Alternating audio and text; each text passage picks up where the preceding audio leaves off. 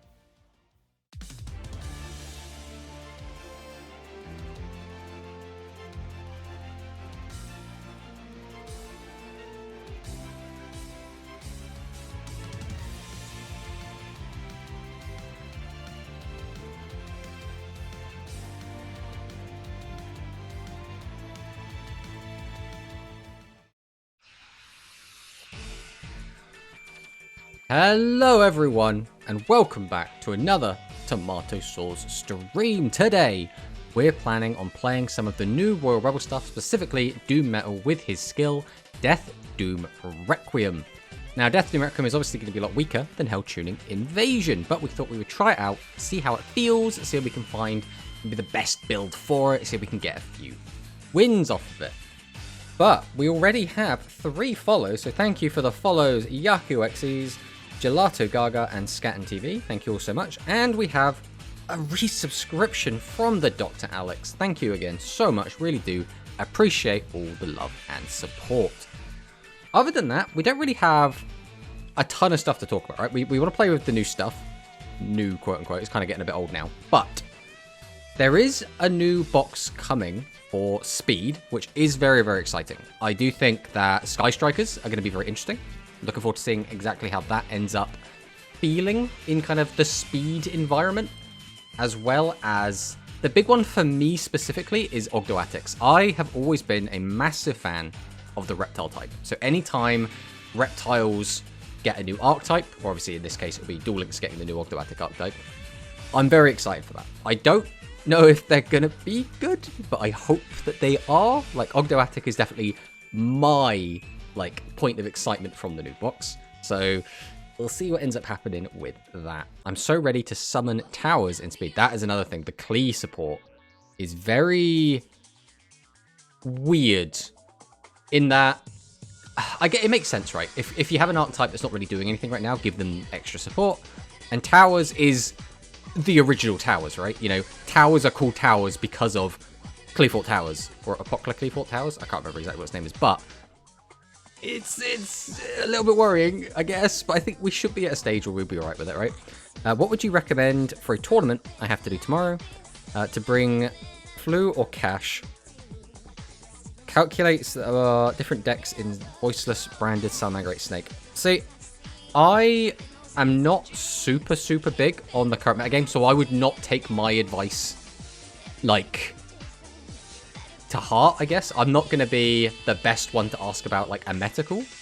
But I would always say, take whichever deck you think has the best, widest range of matchups, and whichever one you personally can play the best. Because there's no point in taking the best deck in the room if you can't play it like it's the best deck in the room, right?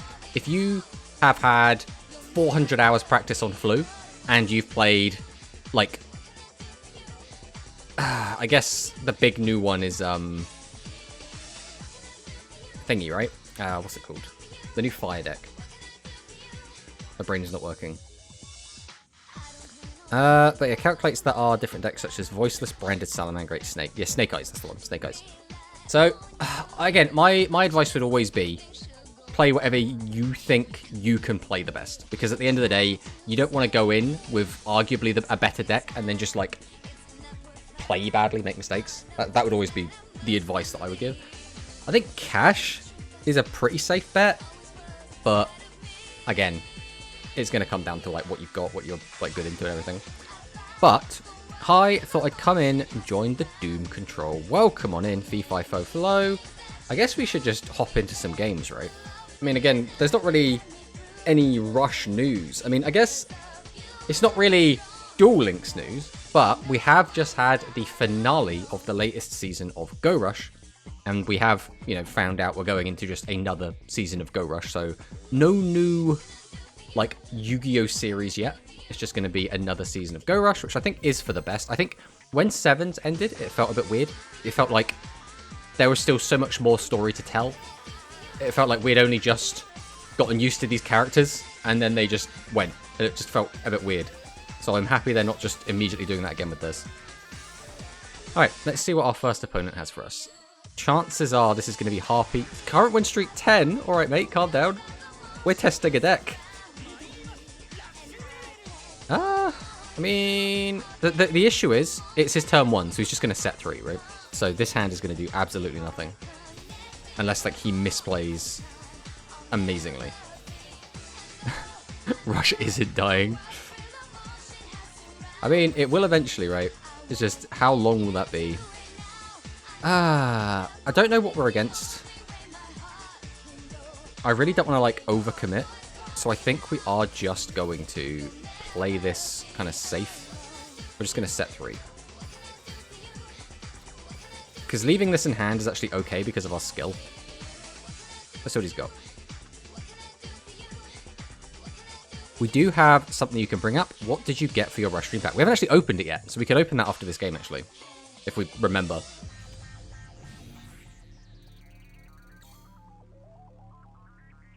What are you playing that you've just casually got Magical Ghost in the deck? I mean, we have a couple of different things we could do here.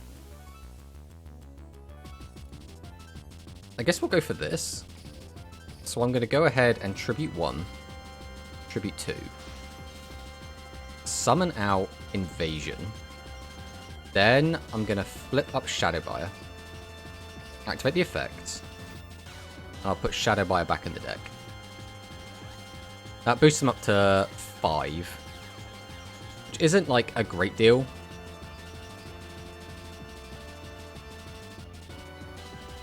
I could use the skill if I want to get this out and then tribute both to pop that. But, like, is that even really worth it? I mean, probably not. It's probably better just to maintain bodies, right? I kind of want to get 3 monsters out, though. Alright, we will do this then. We'll activate our skill. We'll get one of these out. Then I think rather than bother getting the skill, I'd rather just maintain lots of bodies. So I think we're just going to do this. Contribute these two for this. We'll normal this out. We'll set this. I don't even want to use that. I don't think it's going to be that worth it. So we'll just swing with this. And then we'll try and clear the rest of the board and see what he's got. Okay, now is this going to have a big butt? It's not. Okay, so zombies. What skill would you be playing with zombies? Now, this is clearly just like a small zombie package, right? But like... I desperately want them to move onto the backstory anime they teased at Tokyo Dome. The thing is, we haven't had any confirmation that they're actually full-on doing that, right? They've obviously made something, but it could just be like a series of shorts that they do with like some really fancy animation every now and then. I mean, we're once again at that point where this deck's weakness is that we can't really do anything outside of swing 3 until he puts stuff in attack mode. So let's see what he's got. See, he tried to be cheeky, he put the 14 in front of the 12. I don't even know what I'd want from that. I think, for me, the lore of the cards is fine. Like, it's neat. But I just don't want... I just don't care enough about that, right? I would much always rather... I'm just going to start stacking up on cards, I guess. I would much rather always have people playing card games, right? That's what I like. That's what attracted me to Yu-Gi-Oh! In the first place, right? This guy is just all in on zombies, huh?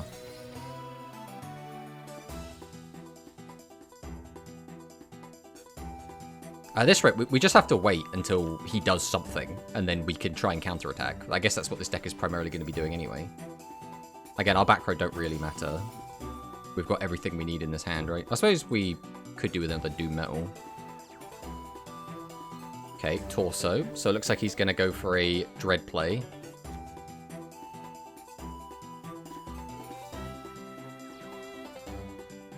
Stop Defense is such a weird card. Because, like, in a sense, it does solve some of the problem. Whoa, okay. Then TSA. The thing is, like, what does this accomplish? You know I'm going to blow it up next turn. So you've got to have, like... You've got to have a widespread, right?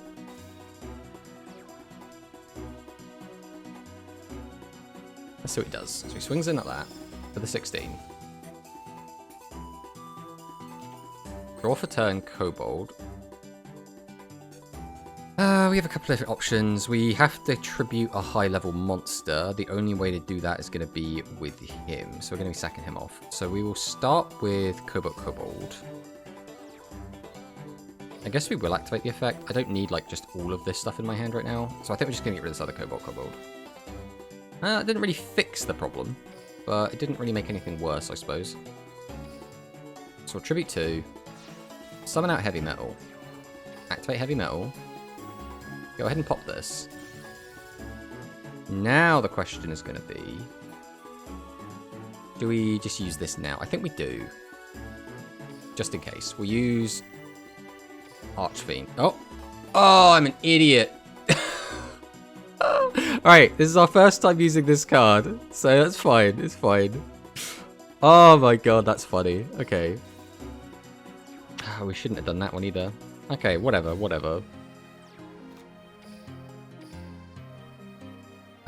There's no reason to actually summon this one out right now. I guess we're better off summoning this one. think we're going to do this. We will go ahead and use this, and we'll bring back, I guess, you, because you've got a big butt. I don't think we need to worry about much else here. Man, this is just misplay city. We had, like, everything we needed. We could have just killed him this turn, but we threw it away. But it's all a learning experience, right? It's all a learning experience.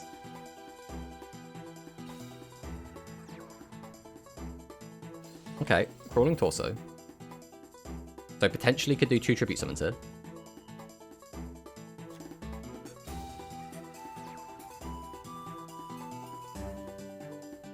I find all of the Rush anime offensive and unappealing. Offensive? That is a strong, strong sentiment. Rather have something with substance and truly enhances Yu-Gi-Oh! So, I would say, at first glance, I think... First off, I think offensive is a bit strong. But I do understand the point of view of, at first glance, the Rush anime is very childish, has very immature themes. It doesn't come across as having a lot of depth. And I think that is intentional in a sense, right? But I think as you get into it, if you do commit to it and get invested into it, it does pick up. There is a lot of emotional stakes there. There are a lot of very important character development points, and it gets a lot better if you invest into it. But if you're just not interested from the start point, you won't be, right? That's just how that's going to go. Right, we'll go Buyer. We'll activate Buyer here. We're just putting Buyer back. We don't really need anything else back. We'll just take Buyer back. Having Buyer recycling Buyer is generally quite good. Set this. Tribute 1, Tribute 2. Summon out the big boy. Activate his effect. Pop that. I guess we'll summon this. We'll go battle. We'll swing with this. And we'll see if we can get in for the 51. So he has the guard. Okay, the guard's fine. Offensive because it makes me feel like I shouldn't be a Yu-Gi-Oh fan and ultimately undervalued as a fan. Again, I think that's a little bit strong for, like, me personally. Why can't you attack? Oh, because of your effect. Right. That makes sense. I mean, again, you're entitled to your opinion, right? I'm not going to sit here and tell you you're wrong, because what right do I have to do that?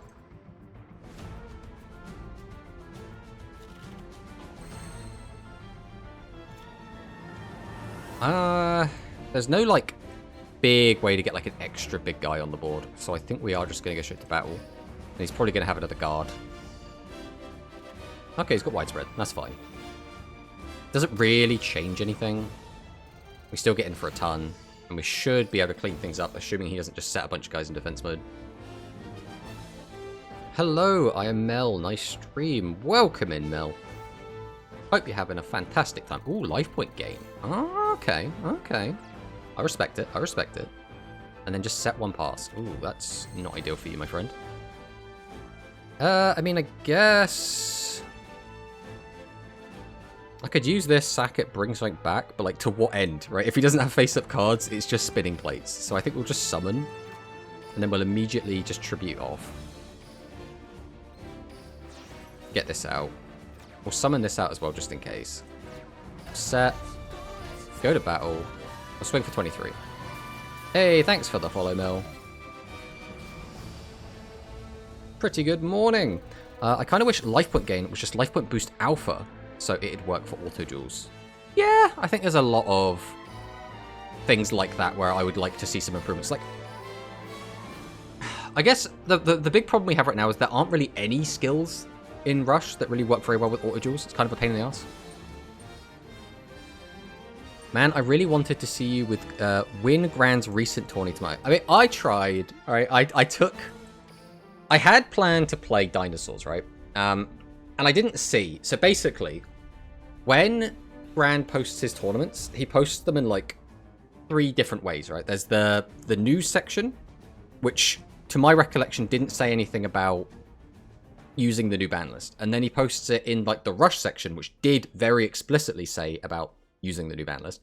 And then on the actual smash.gg, or start.gg, whatever it's called these days, it also in there says this uses the new ban list. So I only looked at the one place and didn't realize. So I thought I could use my dinosaur deck, which was using 3 Dragius and the Majesties.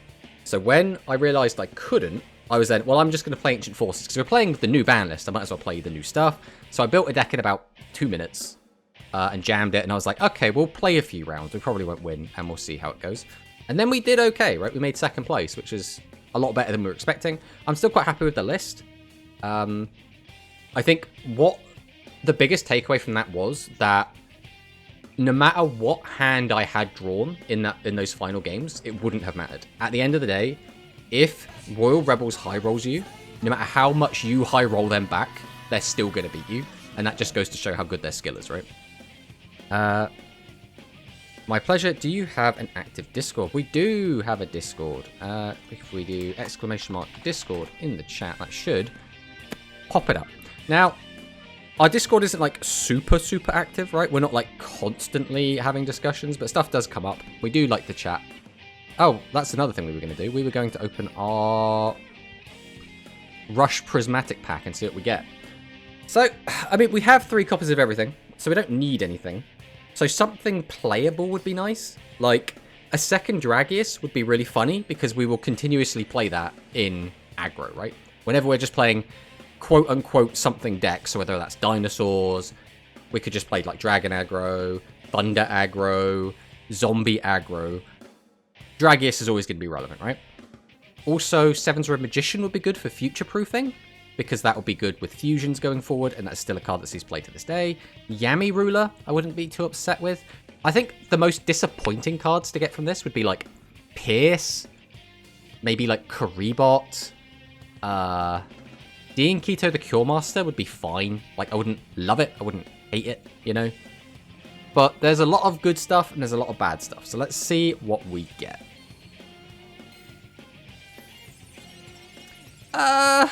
So this is kind of middle of the pack. It's not a great prismatic, but as we do get more spellcaster support in the future, we will actually play this card. So it's fine. It's, again, could have been a lot better, but we will take it. We will take it.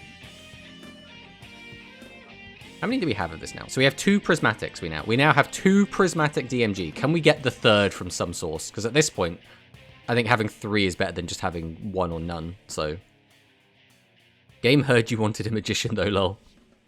I mean, yeah, we did rattle on how much we would like to have Dragius. The only reason like Dragius specifically as well is just because we would use it more, right? That's the logic. As long as there is not a skill for some boss monsters, and we want to play those boss monsters, we will be playing them next to Dragius, right? Do you think if they release Dark Revelation now, it would be OP? I think the reason we don't have it is because everyone would splash it. In the same sense of the reason why King's Majesty is seeing so much play in so many different decks. Like, every deck, pretty much, can play this, except, like, some niche rogue picks, and then, like, Cyburst Thunder, right? Everything else can play this card, and it's been seeing so much play. So, in that sense, if there wasn't, like, a skill stopping you from using it and other things, I think everyone would play it, and that is the reason they don't want to bring it, right? Because even... I think Dark Revelation would arguably be fine as a one-of attached to a skill that said you can only play spellcasters, right? I think that is the only way that it could possibly be even close to balanced. And even then, Mirror Force is a hell of a card, right? Now, we are starting to see cards that do stop effects like that, like Rogue of the Archfiend, etc., etc. But being able to just have Mirror Force is still game warping. And I think the main... Like, as I was saying before, the main reason people don't want to see it, or Konami won't release it, is the King's Majesty problem, which is every deck will play it, and then every deck will just become a handful of spellcasters, plus some boss monsters, and some spell traps, and that's just what it would be, because if Mirror Force exists, you can't not play it, right? You can't just say, oh, I just won't use it. Like, no, of course you're going to use it. So, that is kind of where I feel on that, because when, that is basically how it played out in the physical game, right? Up until... like Mirror Innovator came out, the best decks were pure spellcasters pure dragons, and then the number 1 deck was Dragoncasters, because it was just the best dragon cards, and then Dark Revelation, and then enough spellcasters where you can use Dark Revelation. And then because you're playing those spellcasters, you might as well also play Seventh Red Magician. Bam, you're playing Dragoncasters, right? When will we get Drowning, Mirror Force, and Rush? So, we won't get Drowning. Let me bring this up quick, because we were looking at the new box earlier, but we get this up. We can show that if we go to Rush, we do have Radiant Mirror Force, which is a card that actually has seen play, but has not been like this overwhelming meta-defining card. Like, by the time Radiant Mirror Force came out, it's like, okay, this card still does punish over-aggressive plays, but isn't so good that everyone is always running it, right? So it's weird that that happened, and obviously it came out well after Mirror Force, and Mirror Force already like left its stamp on the meta just immediately. Have you tried using the Leafeon GX deck instead of Lucario Zygarde deck? Oh wait, this is Yu-Gi-Oh! So, fun fact, when Pokemon did release their new, like, game, I guess, their new card game, which was their new version of it, or whatever, because they had, like, one version that looked like it was made in, like, the year 2000, and then they've updated to their new one. I tried to play it, and it just refused to, like, install. There was just something at the core wrong with it, and I was like trying to troubleshoot it, and I was like, okay, what's going on? Have I got permissions not enabled? Is there something going on my back end? And I couldn't find anything. Apparently it's just a problem a lot of people were just having, was that it just wouldn't work. So as much as I really wanted to play the new Pokemon TCG online game, Pokemon had other matters. They didn't want me playing, so I could not play that, unfortunately, which is a bit of a disappointment, because I really do like the Pokemon TCG. I think Pokemon TCG for Game Boy Color, I have really nostalgic, fond memories of, and I really, really love that. Yeah, Draft tried to play it, had the same issues. Yeah, it's just, it's like, you'd think it would be very easy to just make it work, but apparently it's not, so. But, I guess we'll just hop back into another game for now. Now, that first game we misplayed completely. We had Lethal on board and literally tributed our big boss out of the way, so hopefully we'll try not to do that this time. Hopefully that is a lesson learned. How is everyone? Well, I, personally, am feeling quite good. It's a little bit warm. Other than being a little bit warm, I am having a great time. And I hope everyone in chat is as well. Alright, so this could be SAR, this could be Hammer Crush Deal, this could be Overload. I've just realised, that guy we were just playing against, playing the zombie deck, had a 10-win streak. I say realised, I just remembered, I suppose. There's no real reason to do anything other than set 3 here, is there? We are one invasion away from being able to get off a Doom Metal play, but that doesn't do anything unless our opponent hard commits. Let's see what he does.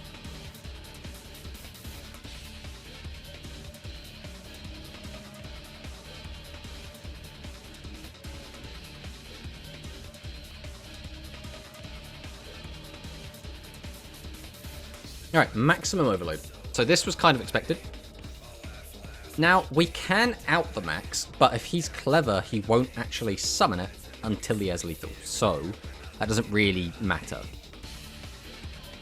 Probably switch to zombie. No way that deck got the 10. Yeah, almost certainly. It was like us playing the psychic deck last week. And we were like, oh, look at our 12 streak. And it's like, people are going to play into us and think we got a 12 streak playing this crap. And it's like, no, it did not.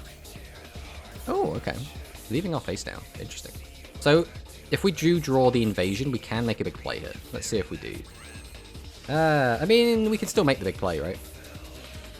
Is there a better way to do it? I don't think so. I think we just slap this down, boost it up to 7, use the skill, get this down, tribute both, pop. The issue is we're going to have this 0 stuck on the board. Alternatively, because we'd have to give it, what, this, and this. Then we'd have 1 slot left over for 1 monster. So what we could do instead is summon, tribute pop, summon that, tribute that out. Stop using that. Summon that, use its effect. Tribute over both. Or we could just do that. That's not bad as well. That's just straight better, right? So we... normal summon.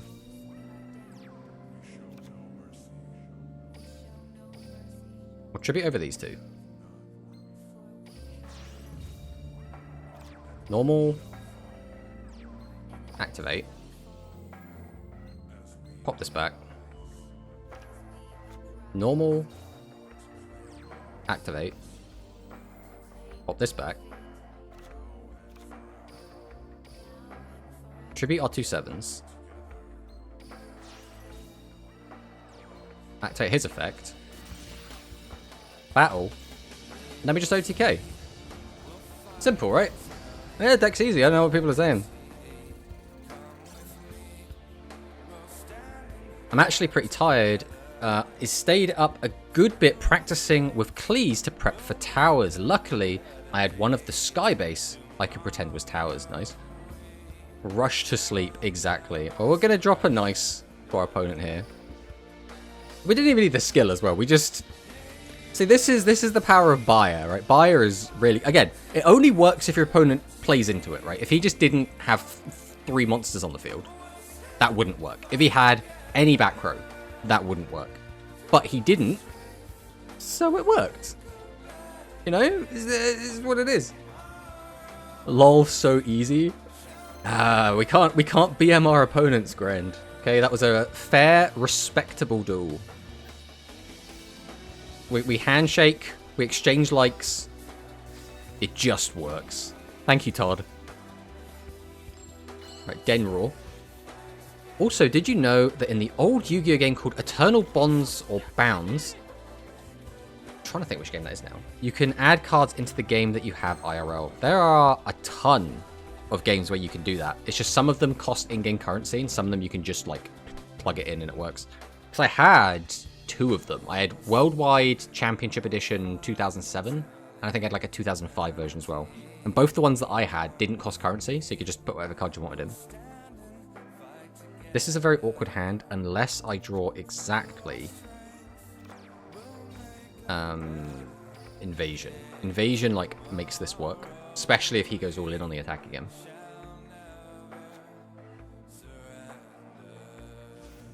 Ultimate Bond. Okay, so we're against machines.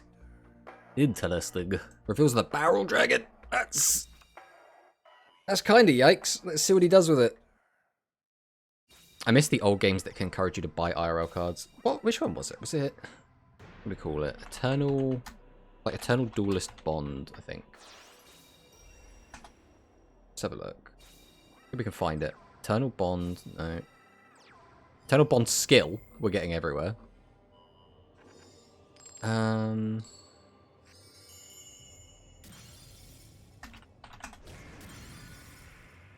Eternal Duelist Soul.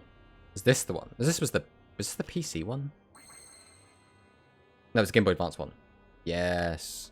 I played so many of the different like Yu-Gi-Oh! Sim games growing up. Oh, hello. I mean, we have only really one option unless we discard draw into something. No matter what, we're going to play 1, 2, 3. So we don't need the other one. So I guess we'll flip this now. We'll go ahead and use it. We'll discard this. Okay, that didn't change anything. So now we will activate our skill. We'll go 1, 2. Tribute 1, tribute 2. Activate the effect.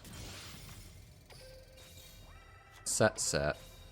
Go to battle, swing, and swing. And then we pass the turn. Well, I believe we're currently in an ad break. At least everything was telling me we were in an ad break, and now I don't know. Yeah, Eternal Duelist Soul. Yeah, I love the old games, right? I would really like to stream some of the older Yu-Gi-Oh games, but I don't know if people would actually give a shit about watching that. And it's one of those things where I could happily just play them off stream if I want to revisit them, right? Like, I think a couple years back, I went back and played Tag Force and really enjoyed it. I really like the first Tag Force for PS2. I never had a PSP, so I never really got to play any of the other Tag Force games. Look at that Dwan on the 10 stream streak. Showing off his power with his ever faithful companion, the pot friend. Now there's the ad break.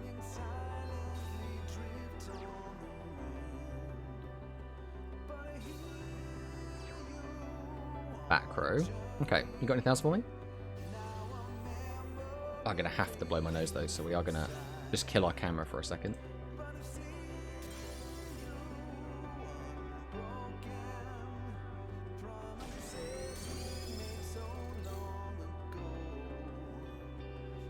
Alright, let's see what we get with this. This is almost fantastic. So we can use this though, right? 7 or higher Fiend monster on our field already. Ugh, that creates an issue. Can't do that. This is so close to being a really good hand. Because like I could use our skill to cheat this out, then get this guy out, but then that doesn't actually fix any of my problems. So, I think all we can do here is just go on the defensive. And then pass the turn. Which is disappointing, but it is what it is.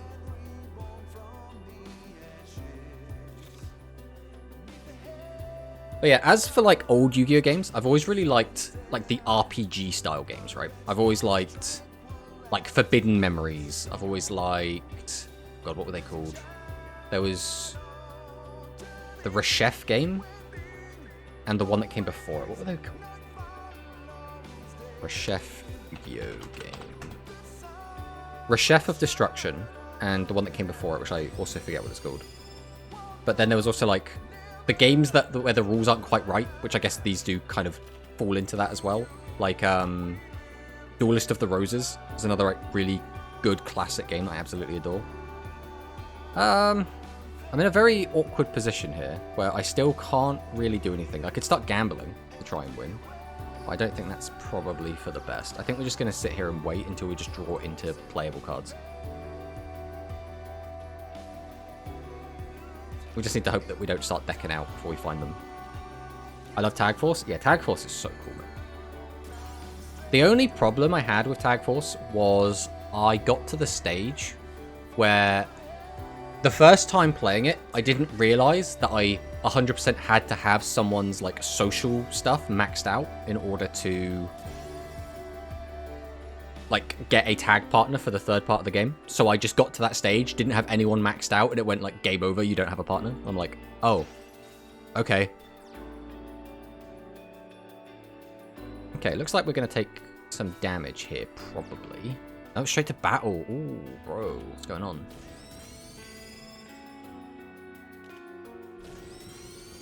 Okay. Let's see what we find here. Fire gets us to a 6. Which is something. Unfortunately, it's still a little bit awkward. I mean, unless he has a way to stop an attack, which he shouldn't be able to have with this setup. We should just be able to win here, right? So we summon out Buyer. We activate Buyer. We put back Doom Metal. We'll then summon out Phaser. Tribute 1. Tribute 2. Drop out the boy. Activate his effect. Go ahead and pop this. Then I'm going to normal summon Phaser. We can activate Phaser to get rid of itself. And bring back Doom Metal. Then I can summon out Rogue of Archfiend. Activate its effect. Sacrifice itself. And then, yeah, we'll make both of these. We'll go to battle, and then he shouldn't have anything to live this, even if he had the widespread. Again, a little bit awkward. I think we will still save this replay, just because we might not play against another machine deck, and I like having a bit of a variety in my replays. Yeah, Tag Force 1, kind of janky from what I've been experiencing. I mainly played 2 as a kid. Yeah, I never, like I said, I think only Tag Force 1 was on PlayStation, and I never had the PSP, so I never got to play any of the future games. You know, maybe at some point I should try, you know, having access to those games if you're putting up what I'm putting down. Because I really do like the idea of them, and I like the first game so much that I would just love to play through all the others. Just anytime it's like RPG-esque. I think another game I really liked was... Oh, what was it called? It was one of the DS games. It was a Yu-Gi-Oh! GX... It's like Dawn of the Duelist or something. Let's have a look. Spirit Caller. This was it. Spirit Caller. I absolutely loved Spirit Caller as a kid, because you got to... Like, you were in the Slifer Red Dorm, you were, like, playing with all the GX characters, you had to go and do classes, you had duel quizzes, then you even got to do, like, the tag duel with Jaden. And I think there was a part in that game where it's like, you can edit Jaden's deck. And it's like, yes, I would like to put 3 Stratos in Jaden's deck, please. I want his deck to be as overpowered as physically possible. Absolutely adored it. Okay, so probably Harpies? And this could still be anything, right? It's looking Harpy-esque. Right, I'm getting an inkling this might be Harpies. I have a feeling, thought, and opinion that this could possibly be Harpies. Now, unfortunately, he has summoned the only Harpy that actually gets in my way, which is a little bit annoying. There's no, like, good option here, which is a little bit disappointing. I need to get rid of this. Chances are he's going to have a back row to stop me. So, if we're going to pop this and we're going to pop that, I guess we're going to expect that we're not going to be keeping our stuff around. So we will set 1, set 2. We will tribute over both and just summon out the big boy. I don't think it's worth using Archfiend. So it might be that we're misplaying here, but in my mind, there is a higher likelihood that he has the Pigeon Trap rather than the Widespread. Yeah, so that we would have lost that guy for no reason. Here, we've gotten rid of the trap. We're not going to take, like, a ton of damage unless he rips, like, really well off the top. So we're kind of okay. It's just very frustrating he found R immediately. If it wasn't R, if this was any other one, we would be completely fine. But this one, we have to attack out the way, which is such a pain in the ass. Especially if he keeps drawing back row, because now, with 3 back row, it's again reasonably likely that he's going to have drawn another Pigeon Trap, and we're just going to be kind of spiraling down. So I do think I'm like, I think it's a little bit too early to say we're just getting sacked, but like, he has drawn exactly what he needed to thus far to like completely counter us. So we're going to have to see if we can get a metal off the top, probably, and then hope he hasn't drawn the Widespread, but this is not looking good for us. Well, there is a metal off the top. So when we use the skill, we won't be able to attack directly with big attack monsters, right? This turn, you cannot attack directly using a monster 2600 or more attack. So I could use the skill, dump 2 guys onto the board, tribute both, get out a big guy. Or I could use the skill, summon 1. There's no, like, good way to do this, is there? There's no, like, way I can get out double guy, because we physically don't have enough cards. So I think we're better off just using the skill here. So we'll pop this out. And we'll pop this out. And we'll tribute 1, tribute 2. Summon out the big guy, activate his effect, pop one of these. See, now this is where we're going to get completely cooked, though, because first off we have to set a babysitter goat, which is never really what we're going to be doing. And now that we can attack over the Pigeon Trap, he's going to have Widespread Ruin. Exactly, just on cue. So now, our only hope is he flips this up. This will go up to 26, so we'll attack over this for, what's that, 14? And then we just hope whatever he summons here isn't big enough, because this will have to clear this. If we take 14, he'll need at least 1300 attack. So, we now are on a 50-50 as to whether he flips this or this up. And now it does not matter. That is the game. That's unfortunate. Or, I started playing Yu-Gi-Oh! Quite late, so I tried 5Ds WCS games and really liked them. Yeah, I need to, actually, I should probably save that replay because that is a good example of how this deck can, like, lose really easily. And I really like them. I haven't actually played any of the 5Ds ones, you know? I need to get on that, right? Because I really do like 5Ds. I think when 5Ds was first airing, and I was watching them in Japanese because they weren't out in English yet, I thought 5Ds at the start was amazing. Now, I was in the camp of I didn't really like turbo duels, or they were called riding duels in the Japanese. I was not a big fan of them. I didn't hate them, but I was always like, I can't get excited for this because I can't play this myself, right? There was no format of Yu-Gi-Oh! That used speed spells, that used speed counters, right? So it was not as exciting as watching them play the game, like the standing duels, where I could emulate them, right? I could actually play them at home. I mean, I guess we're just going to go all in on the defense here, right? Unfortunately, this would have really good going second hand. Metal Gear Rising music should have been versus Machine. Shake my head. I mean, it's the playlist. We are beholden to the playlist. The playlist will spit out music in its shuffled order however it sees fit. Finally, a no-cat streamer. I mean, I don't have a cat. I could go get a cat. Saying that, I'd have to lure one in. There's several cats in my neighborhood. I just don't own one. There's nothing I don't like in 5Ds. Everything felt like a breath of fresh air. The story only got better and better, in my opinion. I don't... Oh, thank you for the follow. I see you. I foresee you. I think that I don't think it got worse by any stretch. I think the only time I fell off a little bit was during the Dark Signer arc. I wasn't, like, a huge fan of the Dark Signers. And I think it was right around the time where, like, Kali got turned into one. I was a bit like, this is a bit off. But, like, I went back, watched it all, really enjoyed it. It's like, I think every season of Yu-Gi-Oh! There's something I fall off of, and then I come back later and then really enjoy it. Well, we have an Essel. I could get this back and only get it up to a 6, so I can't trigger his effect either way.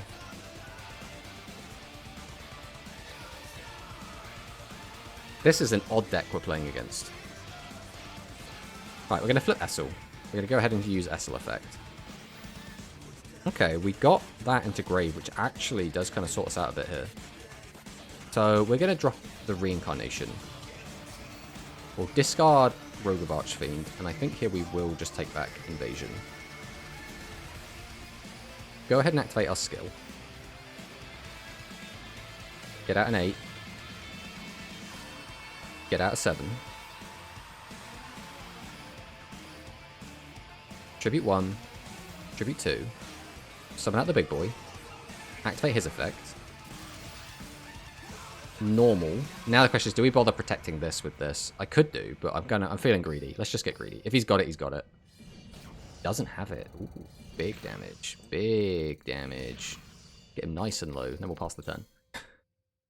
Alright, let's have a look. I mean, you can eliminate you can emulate Turbo Duels IRL. Just tape a toy dual disc to a motorcycle. Yeah, but then how do I keep track of the speed counters I can kill anyone? You haven't thought this through, have you? Also, how does it work? Like when my opponent overtakes me, do I gain a speed counter? The rules were never super clear. It's enough to feel like knowing Grand's cats more than my own family. Grand's cats are some of my favorite streamers, right? I think Grand's cats, like Tinkerbell, is just one of the best Duel Link streamers on the platform. And I don't think that's even a question at this point. I think that's undisputed fact. There were a few things I didn't like, but overall it was really good in my opinion. Yeah, I mean, that's my opinion as well. I think overall I loved it. To be fair, Dark Signers were a little too half-baked. Yeah. Yo, to my hey, Duel Links Alpha. You count speed counters based on the amount of fines you pick up from running red lights and speeding. Well, that's the trick, right? So, I'm from the UK, and in the UK, there are a lot of, like, countryside roads where you're just not realistically going to get a ticket, right? No one's ever out there. People are flying down the roads at these ridiculous, like, speeds. There's no, like, speed cameras or anything. Ah, don't just pop my guy for free, you jerk. See, I'll just do that. Right, we have one Doom Metal left in the deck, so there is a very specific hand that we could draw here that could win us the game just through burn damage. Let's see if we find it. That's not it, but it's not bad. So we could just... We have so many interesting plays we can make off this hand. Like, so many. I think we have to... What do we play around? Like, legit, what are we playing around here? We can only summon out one attack mode boss monster no matter how we play this. If we pop his guy, that means we could lose to Recital. So we just kind of want to attack over this and kill it.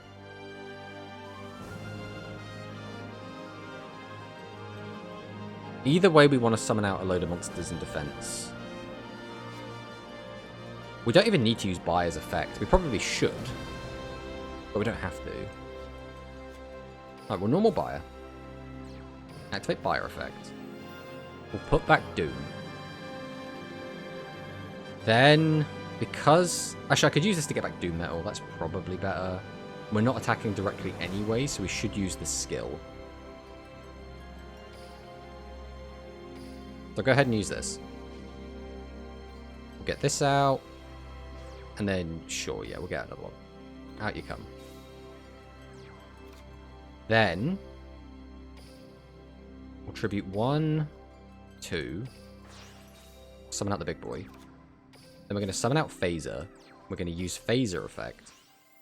And we're going to bring back Doom because he's got big butt. Then we're just going to go to battle, and we're just going to attack. Okay, so this is probably then widespread. He hasn't got anything else, right? It's got to be widespread. Or it's like the barrier or something. It doesn't do anything. Okay, it's the widespread. There's nothing we could have done about that. Like, no matter what we did, we don't have a hand that plays around widespread. The only thing we could have done is pop the Gazelle. That's the only other difference we could have made here. Let's see what he's got for us. What about Mechlord's cats? I mean, I don't watch Mechlord streams at, like, weird times for me, where I'm usually busy, so I haven't, like, seen much Mechlord stream, unfortunately. I kind of don't like, or kind of didn't like, the idea of Mechlord Emperors 5 cards making a boss that felt weird. I think Mechlord, like, TCG, like, the Mechlord cards in general, I think that they've always been a bit weird. Hey, who's that? It's Icy. Welcome, welcome on in. And we've always got to give my man Icy a shout out, right? Icy is always really kind and always gives us shout outs. So we're always going to give Icy. Always give Icy a shout out. Kindest streamer on the platform. Oh, here comes Yugdrago, the middle piece. Now, this game now comes down to does he win a coin flip. Now, he's already won one. How do Metal looking? It's looking, like, fine. Ah, yeah, that's the game. That's the game. We've just lost to Barrel Dragging hitting twice, unfortunately, and him taking a widespread. Yeah, Doom Metal is, like, it's fine. It doesn't feel, like, bad. It's just... There's no reason to play it as long as Hell Tuning Evasion exists. As well as... You still have the same Royal Rebel problem they've always had, which is you still can't deal with your opponent having face-down cards. Right? They need, like, an in-arc type way to pop face-down monsters or change battle positions or something. We did want to save that one with the Harpy game. We definitely want to save that one. That was a good one. So that's kind of where we're at the moment. It's really good at counter-attacking your opponent when they get aggro on you and they don't finish you off. You can, like, OTK them back, basically. But they're really bad at playing proactively. I think that's the best way to think about it. And again, as long as Hell Tuning Evasion exists in its current form, why would you play this? Oh, we've got like a Chinese opponent playing Harpies is probably most likely, but it could just as easily be Thunder. We're actually going second, and we have Essel in hand as well. Watch us hit absolutely nothing with 4 mils. Oh, it's Thunder. Okay. We are just dumping. Ha ha! Always just drop. The widespreads. Give them Royal Rebel progressive early. You could not do that. That would break the game doing that. Alright. Let's see what we can hit. So I'll go Essel effect. That's not bad. We have also just built. So Karma because we made fun of him for milling widespread, has just made us mill a widespread. We don't need to get that out now, but I think we do. We do have to summon it. Because I want to use the other spot anyway. So I'm just going to summon this. I don't really care about getting the extra mill. We're not going to summon anything better than this. And there is no way that we get a better board than what we currently have. So we're going to summon out Kobold now. Activate its effect. Or mill and draw. Okay, that's just kind of funny. Or tribute to... We have everything in the grave we need. So I think here we just go straight to battle. And we'll just get in for a chonk. And then we will pass the turn. Essel best deck. That is the truest statement that has ever been true. Morning, how are you doing? I'm doing great, JD Scrub. Hope you're having a great day too. You've joined us as we're playing some Doom Metal. We're seeing how well it feels. So far it's been okay. Hasn't felt anything particularly special. Hasn't felt particularly weak. It's kind of fine. Widespread Ruin? More like Ruin Milled. Exactly. Exactly, X-Rex. No widespread duel. Yeah, come to think of it, there currently are no cards that can recycle traps at all in Duel Links. I'm trying to think if you can recycle trap cards in Rush in general. Like, there are cards that get back specific trap cards. Off the top of my head, I cannot think of any... Well, okay, this is a non-game then, I guess. Boom. Milling widespread, I have flashbacks from 2 days ago. I mean, yeah. It always feels so bad when you mill your legend, right? Milling anything that's a one-of, or even a limit 3 card, right, oftentimes feels so bad. But when it's especially, like, legend spell and traps, I guess especially traps, because spell cards, there are fewer ways to recycle spells than there are monsters, just in Rush Duel in general, but there are ways to get back spells. There is Magical Stone Excavation. There are things like Galactica Jamais Vu, which do let you put the spells back in, but traps are a little more awkward. So as soon as you mill a trap, it's just that's it.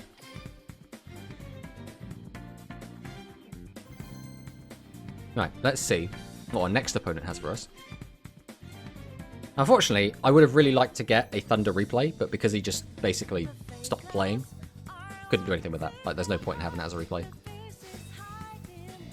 Okay, another Roman. Playing, once again, a thingy skill. Why do I always forget what they're called? I keep thinking they're called, like, artifact skills. And I'm like, I know that's wrong. I constantly, for some reason, cannot commit to memory what they are called. Alright, we're going to go all in on the defensor. And then we'll see what our opponent's got for us. Yeah, I milled it like 3 times that day. I mean, yeah, it happens, right? I think that's the thing, is no matter how good you are at Rush, like, at the end of the day, if you just have an unlucky day, it doesn't matter, right? If you just get unlucky, that's it. I recommend not activating effects, so you not mill. But I need to mill? How else would I have special summoned out a Doom Metal from the graveyard? Okay, so it's probably another boss in hand. This back row scares me a bit. So we can draw a... invasion off the top. That's pretty nasty. So we have so many interesting plays we can make here. I think we just fire straight on in with this, right? Death Doom Requiem. So we will summon out our 7. Then we're going to summon out an 8. And we just want to make sure the guy's gone. That is our top priority. Summon out Doom Metal. Activate the effect. We'll flip this up. We'll go ahead and activate the effect of Kobold. Discard and draw. There is an argument for summoning that, but I don't think I'm going to. I think instead we're going to just summon out Phaser and use its effect and try and just get this to, like, stick on the board. I think I'd rather have this for a follow-up play. If he's got the widespread, he's got the widespread. Ah, the turn 1 widespread! Okay. So, in hindsight, maybe having this out would have it still doesn't matter, right? Because he's playing Thunder, so he just changes it to defense and kills it. The only difference is I get an extra 1500 points of damage. But it literally does not matter. Icy with the 5-stream streak. Mad lad. What did you get in the Prizzy Pack Tomato? I got Dragius. I got a Dark Magician Girl, so I now have 2 Prismatic Dark Magician Girls. That's what I'm currently sitting on. Oh yeah, we got another Dream Pack. Let me open it. Let's see what Dwan pulls.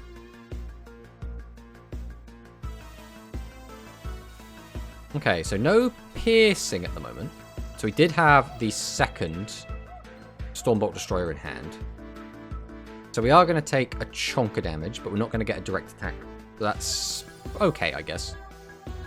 We also now know that our opponent doesn't have a widespread. So if we do draw another good hand, we are kind of good to go. Oh, Doom Metal here, unfortunately. I mean, this is still pretty good, right? All things considered. So we can just activate our skill. Cheat this out. Then, which one's worth it? We don't need Archfiend anymore. But we can get the direct attack in with Archfiend, so we'll probably go for that. So Tribute, Tribute, summon out the boy, activate the effect, pop the 15. We'll normal out the Archfiend, set, go straight to battle, swing into this. Now, he'd need to have specifically Recital. Okay, you're going to gain some life points. I do not care. You are down 1 card. I do not care that you gain life points.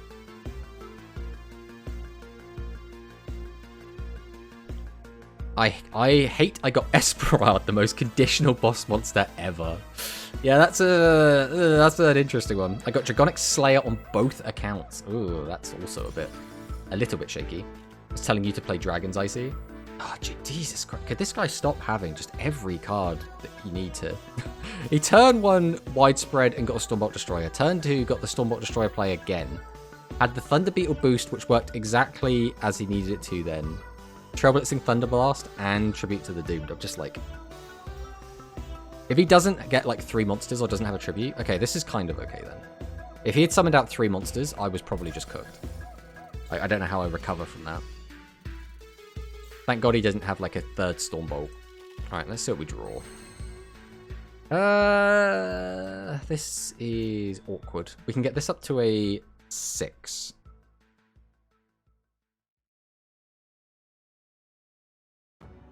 Now, how you look at it, this is a little bit awkward. So we cannot get 2 7s no matter what, so we're probably going to be making a heavy metal play. Question becomes, who's going to be our fodder for heavy metal? It'll probably be you and you. So we discard this, use that to recycle. There's no like better play really, is there? The issue is we lose to just Trigger Drago. Like so hard, and there's nothing we can do about it. It's literally just pray he doesn't just top deck Trigger Drago. Alright, Reincarnation. Again, there's literally, it's just this, isn't it? Activate our skill. Get this out. No. Normal.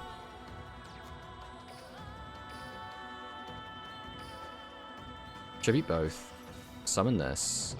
Activate this effect. Pop that. Summon out Buyer. Activate Buyer.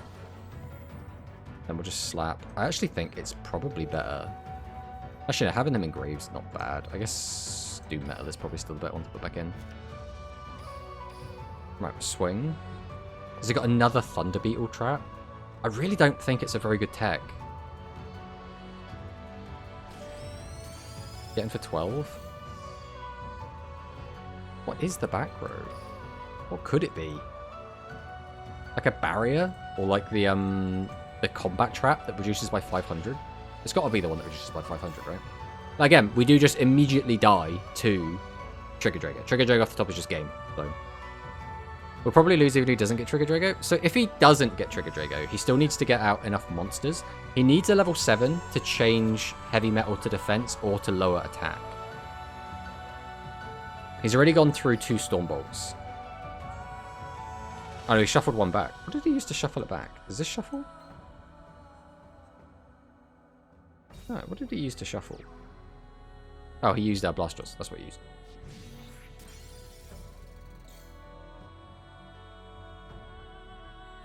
What? You had lethal. You had duck.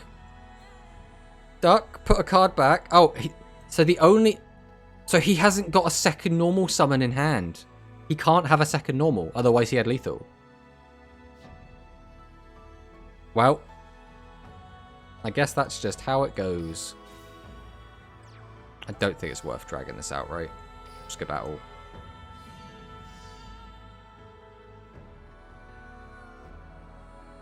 Boom. Alright, well, we're going to take a look at this guy's deck, but I can only assume he just straight up did not have any normal summons in hand. I reckon we're going to look at this guy's deck, and he's going to be on like 8 spell traps. That's my prediction. Let's take a look. Oh, would you look at that? 8 spell traps. Yeah, he bricked. That's what it came down to. He's playing too many spell traps. And therefore saw all of them and could not do anything. 4 tributes, we've all lived that experience. So if he had 4 tributes, because he had already used... Oh, he only had 1 Stormbolt. I guess, yeah, he could have just picked up a hand of 4 tributes. That's definitely a possibility. But I think as soon as he summoned out the Duckbill and attacked into us, even if he had spell traps he could have used, he just wouldn't have thrown them out. Like, his hand could easily have been like some of this stuff. It just didn't bother using them. Right, let's go again. Let's go again. I'd return it to them before they find out... Ooh, I got a Harpy's Pet Dragon. Oh. I should also probably catch up to date with the rest of this chat in general. I got second Prisma, Yami Ruler on speed account, and Bender Break on rush account. Why? Because the game knows you want to fuse in the future. Get really scary when they're angry. 8 spell traps, 6 tributes. Seems a bit too much. Yeah, exactly. I think like 4 spell traps and like 5 tribute monsters is probably where you want to be sitting with Thunders. I don't know, maybe if you're playing only 5... Because I've seen a lot of people already drop down to 5 tribute monsters. They're playing like 2 Trigger Drago, 3 Boat. Now just Unlucky, then again I'm playing 4 tributes. 4 tributes! It almost seems like too far in the other direction, but I haven't tested it, so I couldn't really speak to it. I think I want to keep Fire in hand. The issue is, this sucks into... This turn 1 play gets punished by Harpies and Thunder. So hard. So, let's see what he's got. Actually, Thunder is not too bad. It's just Harpies. So now, flip up my middle one, please. Please, Cortana. That's a scary flipping board, isn't it? Please flip up the middle one. Thank you. Thank you. I take 900 less damage now. Boom. Boom. Now, we haven't seen any boss monsters yet. And he's once again opened R, which is the only one that gets in my way. But we can clear it quite easily with this hand. So, normal, activate, put you back, activate, we'll put you back. Tribute 1, Tribute 2, summon out the big boy, activate his effect, we'll summon, activate Cobalt Kobold. Discard Goat, because I really don't like Goat into this matchup specifically. This is fine. I mean, I guess I'd rather have a body on the board, but Goat is like kind of like just having nothing anyway if he changes it to attack mode. But I think we are kind of chilling. Again, I could get back like this and just do an extra 1200 damage, but I don't really think I want to. I think we'll just get battle. Boom. Boom. Pass. I think you could argue it's greedy to not use Reincarnation here, but we'll see what happens. To be honest, I have to run 8 Spell Trap in my Mechs deck. I'm not going to spend money on a 3rd Mech structure deck. I mean, I don't think, in general, you shouldn't be playing a certain number. I think you change the number of tributes and spell traps you're running depending on how much like engine you have in your deck. So if you have a lot of ways to recur bodies and plus, you can afford to run a few more tribute monsters because you should have more bodies to tribute more often, right? That's the logic I go by.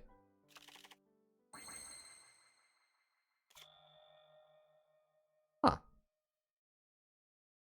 I wish this wasn't flipping coming back constantly. Bloody pain in the ass card. So, options. We can get out heavy metal. Pop this, attack over this, then do nothing. Or, no matter how you look at this, it's awkward. So I'm going to have to, like... I can only end with one...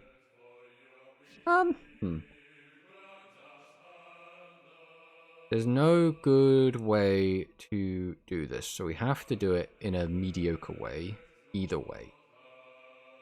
So, I guess we're going to do this. We will activate Monster Incarnation. We're going to ditch Babysit Goat. We're going to take back Doom. We're going to activate our skill. Bring you out. And we'll bring you out. So our primary goal here is to reduce our opponent's resources as much as physically possible. We want our opponent to have 5 cards and nothing else. That is our goal. Now we're going to summon this. We're going to activate. Because Harpies don't tend to pierce. So this at the very least should just be a good block. And he can't change a weak monster to attack in order to get some cheeky damage in. So we'll pass on that. We're not expecting our board to survive this turn. But we're hoping we don't die this turn. Well, because I'm cheap and only got 2 box runs, but it's playable. I mean, yeah. I got Prisma Supreme Magnum middle piece. I mean, you know, that's pretty good. Strong deck. That's not cheap. This game is expensive. I mean, yeah. Either, no matter how you look at it, this game costs either a lot of time or a lot of money, or in some situations both. Right? That's just how it be. Oh wow, okay. Go, King's Majesty. Stop this attack.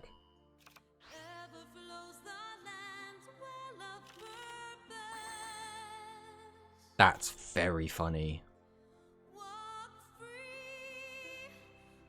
I mean, I guess we go for it, right? So we'll summon. Tribute 1. Tribute 2. Activate the effect. Pop that. Normal. Go to battle. Swing. And then swing for 46. And that's all she wrote.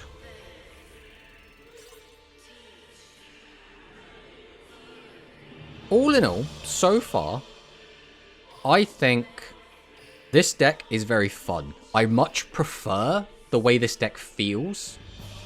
In the sense that we're not minusing a bunch. We're not like being really cheap in the fact that we're just like wiping out our opponent's board constantly and getting like these big direct attacks in. This feels more like pure Royal Rebels. This is more like how Royal Rebels should feel. And I really do like the way this deck feels right now. Again, it doesn't feel overpowered.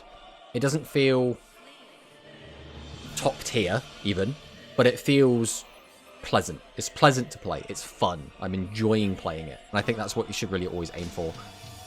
I think Hell Tuning Invasion, it's fun because you're winning. It's not fun because it's fun to play, if that makes sense. Like, it's weird.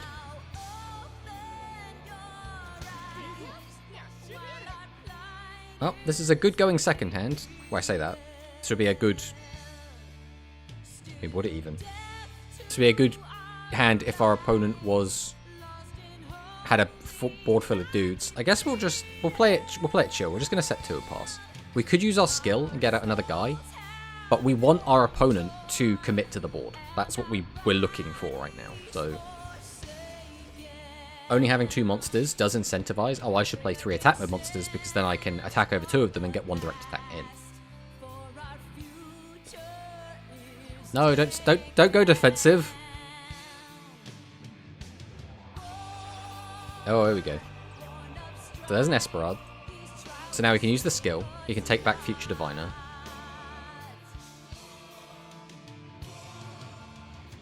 Probably drop the Divine... Oh, we're going to go on the defensive again. Bro, come on. Okay, 2 attack mode monsters is fine. It's not like as much value as we could get, but it's still pretty good. And we don't even take any damage.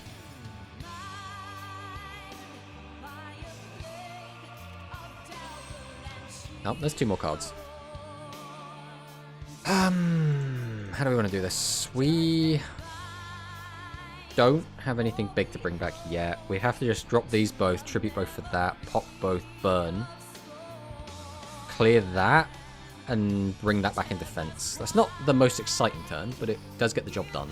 So we will use Death Doom Requiem. Go 1, 2. Tribute 1. Tribute 2. Summon out the big boy. Use his effect. Poppy Poppy. Then we're going to summon out Phaser. Activate Phaser.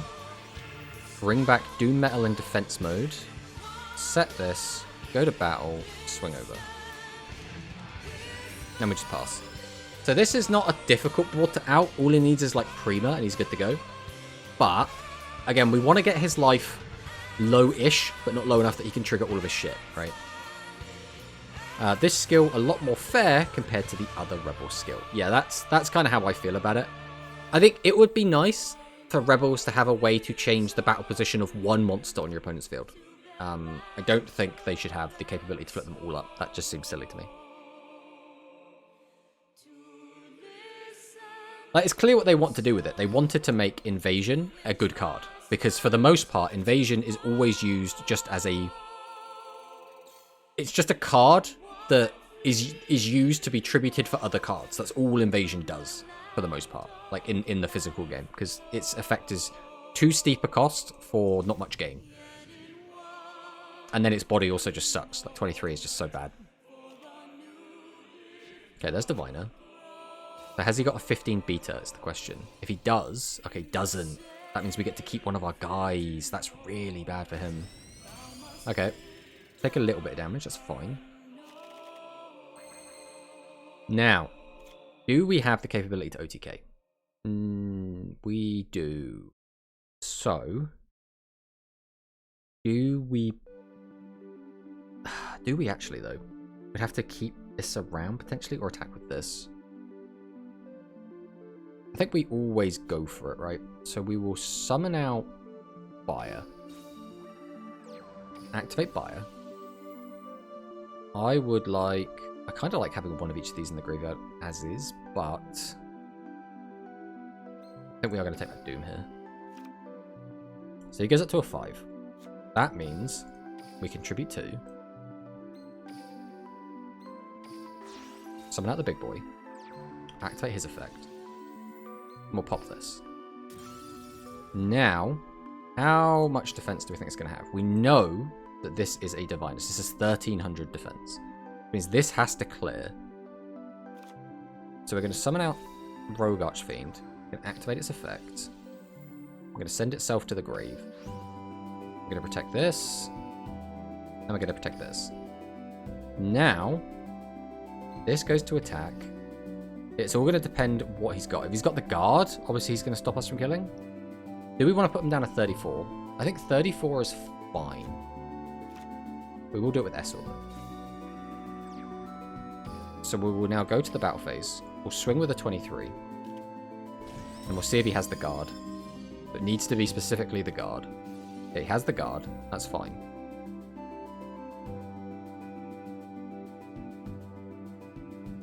On a random note, I'm falling asleep farming the 5Ds event. It's so badly designed. I mean, it's the same, like, type of event, right? All the turbo dual events, whatever they are. Oh yeah, I can't attack, so I use Buyer. Okay, that's fine. We should have had that in defense mode, but other than that, it's fine. He's at 44, so he's at nowhere near being able to use Esperard effect. And as long as he can't use Esperard effect, I think we're gonna be fine. Like, we could lose our whole board here and still be fine.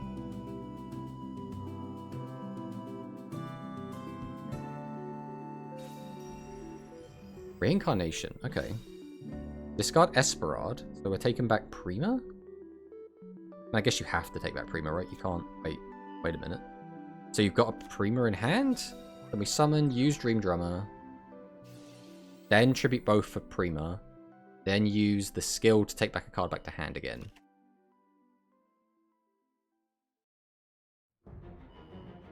There's no way you don't tribute these off. There's no way in hell.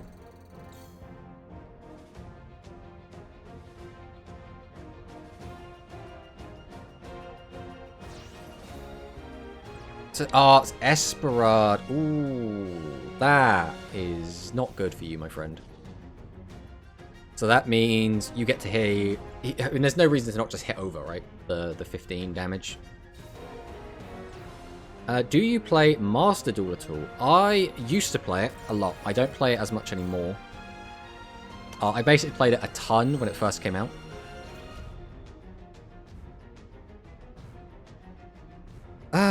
Okay, we have options here. Which ones do we want to use? That's the question. We pop that, swing, swing, swing direct. Try to go for the OTK again. It's not even an OTK.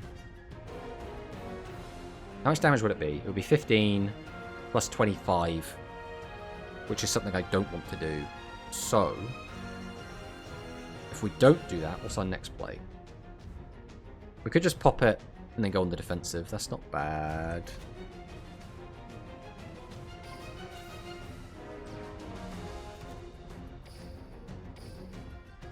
Right.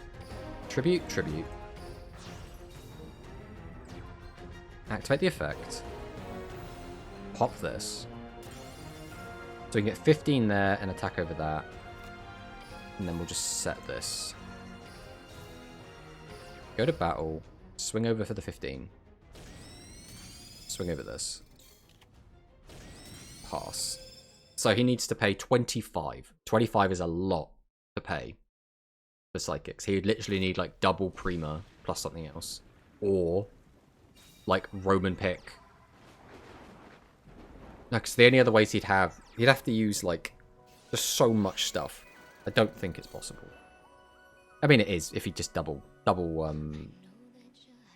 Prima. It's doable. You're going to be testing this in the point battle later. Is there a point battle later? I know there's a tournament later. I didn't think there was a point battle later.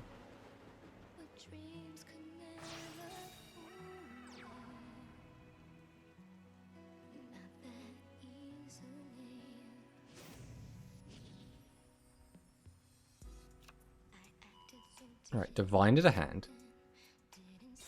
But if you're talking about the Rush Duel Links event, either regardless of what it is, it unfortunately starts at like the worst possible time for me. So I cannot play it. At least not until the clocks change, which is not until next week.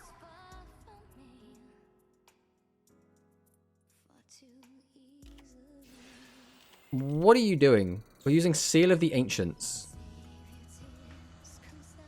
Oh, to pay 1,000 life! Oh, big brain!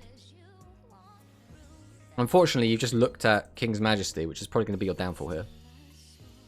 What time is it at? If it is...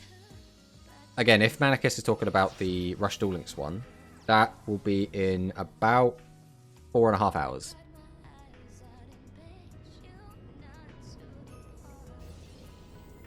Okay, so we go for the Prima.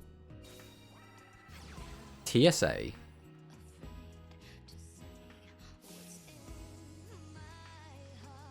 Why? I guess it doesn't make any difference. You guarantee get damage in, but like it won't like change anything. I guess getting the damage in is still worth it. So use Esperard, pop pop. Oh, it is a normal tournament. I'll be at work too, so we'll be lurking. Yeah, if it was like an hour later, I would be able to play, but I can't with the time it starts, unfortunately. Oh, right, I don't have... I don't have a level 1 engrave. All this time I was like, oh, I'm going to be fine. I got a level 1 engrave. I'll just kill him on the crackback. No, we did not have a goat in the graveyard. Oh, did he shuffle back our goat? with his Dream Drummer. I mean, it happens, right? Also, that guy on Seal of the Ancients, I don't...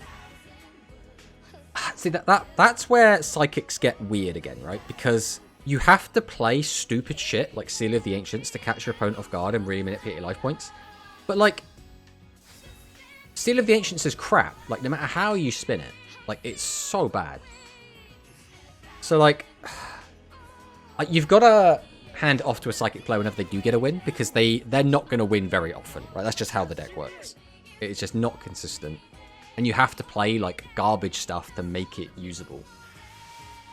So I don't want to take anything away from him, right? He got the win. I mean, obviously we're not playing like a top tier deck, but... Rude. Not trying to be rude. Seal of the Ancients is a garbage card. We're against a 40 card nail deck here. Hammer Crush deal. So it's 40 card aggro? Why would you play 40 card aggro? For when you just really don't want to see your Dragius.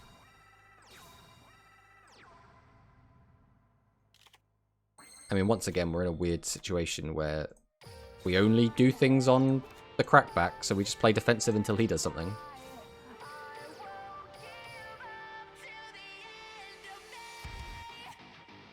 Why would you play 40 card anything? So, just like in like TCG or in Speed Duels, like to some extent, you play higher card decks to lower the chances that you will see garnets in your deck, right? That's typically what it is. So now, obviously, Rush doesn't typically have garnets, but with skills, some things are garnets. But primarily, if, for example, you're using the Red Eye skill, I like Red Eye Warrior to play all 6 of the level 7 or level 8, should I say, Warrior monsters and the Red Eyes. That's 7 tribute monsters. That's too many, realistically, for a 30 card deck. So I played 40 card Red Eyes Warriors because, again, it smooths out the number of high level monsters to low level monsters. And that's like the logic behind that, because that deck doesn't have really a good way to like cheat them out. 40 cards for consistency. Usually 40 card decks always somehow get most broken hands. Well, this is just looks like just a pile of stuff. We've got 1500 beaters from different types. We've got D and Keto. We've got the Dragius.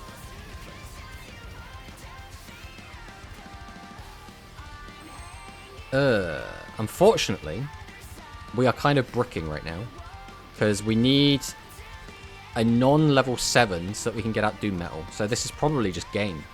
Which is very sad, because our opponent is playing like garbage. I mean, we can put some bodies on the board, and then that's kind of it. Very underwhelming, but I think we have to. Like, I don't... Attacking into 3 back row into a Dragius for a crash seems like the dumbest thing I could do.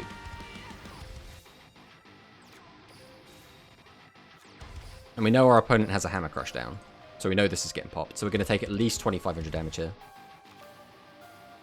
Yeah, also do 40 cards if you're playing Stool. You get an alternate win con too. Yeah, which again is another good part of Warriors, right? Because they do have a Stool as a backup win con.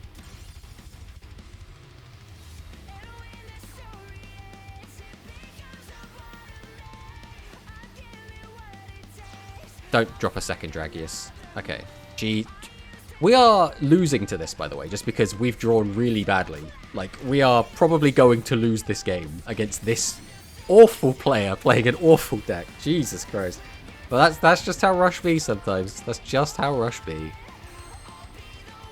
And still, we just have nothing. Well, that's the game. That was an experience. Oh, God.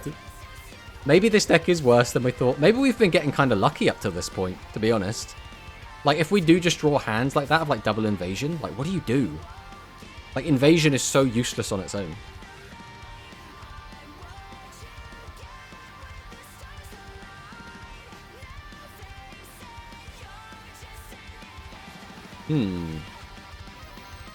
Trying to think. Like, realistically, if your 40 card opponent wins the coin toss, goes first, and just opens Dragius, I don't know what you're supposed to do in the retort, unless you literally have, like, hands that directly out it. Right, is this going to be an actual Cyburst? Or is this going to be another aggro player is the question. It is 30 card deck this time at least. We're going first again, which, again, this hand is not terrible, but again, we set 2 monsters, which does incentivize him attacking us, so that's why we're kind of okay to do this. Because we could have used the skill and cheated one guy out, but this is kind of big chillin' right now, right? Invasion in this build seems more like a brick than a boss monster with the other skill.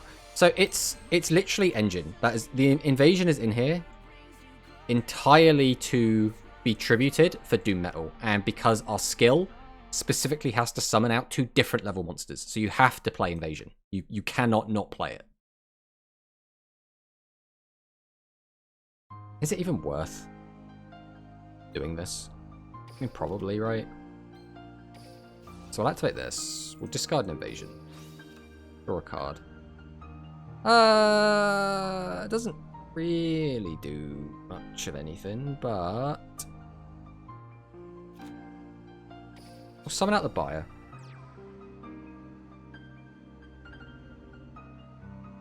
Do we push for any kind of meaningful big damage? I don't even really want to. I think I'm just kind of happy to attack with this, to be honest.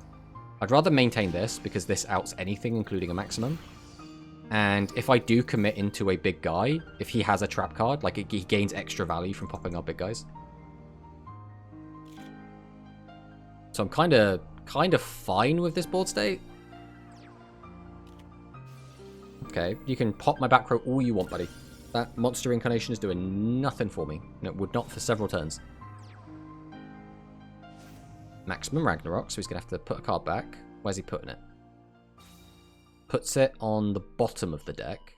Weakens both of mine, which tells me his hand has got to be 2 maximum pieces. He is all in on just getting out the maximum. He does not care about anything else. If it was a normal summon, he would have summoned it. If it was tribute monsters, he would have used it on his own guys and tributed over. And if it was a back row, he would have just set it. So these are 100% 2 maximum pieces. So the question now becomes, what do I do with this information? He can flip my guy up, reduce its attack by 800, and then get indirect, no matter what. The problem I'm going to have here is, if I use up my boss monsters in hand, I then will not have Doom Metal ready to go on the crackback. So I could just set 2, let him maximum, pop it and try and get in for game. But even if I pop it, he'll lose 1,000 life, and then I'll get him for 25. So that's not even lethal. At least not on its own. So my options are set both monsters and just chill. Or summon, use the level boost, tribute over, pop this, get in for some damage. We do have him in grave as well. It doesn't really affect anything. Unless I should... Well, that kind of does in a way. Alright, let's go for this then. We'll go buyer. We'll activate buyer. We'll put buyer back. So he's now a 6. We'll summon out Kobold. We're going to tribute out one of our 8s. We'll activate the effect. We'll pop this. We'll flip this up. Activate its effect. And bring back Invasion. This is so that if he summons out his maximum, he doesn't get like a free huge chunk of damage. Now, all we need to do is draw out one of our other 2 copies of Metal or one of our other 2 copies of Doom. So we have 4 cards on our deck we can draw to get this back online. That goes to the Atron. Okay, does draw the max off of the Atron. So now, this is going to come down to, do we draw one of the 4 cards in our deck?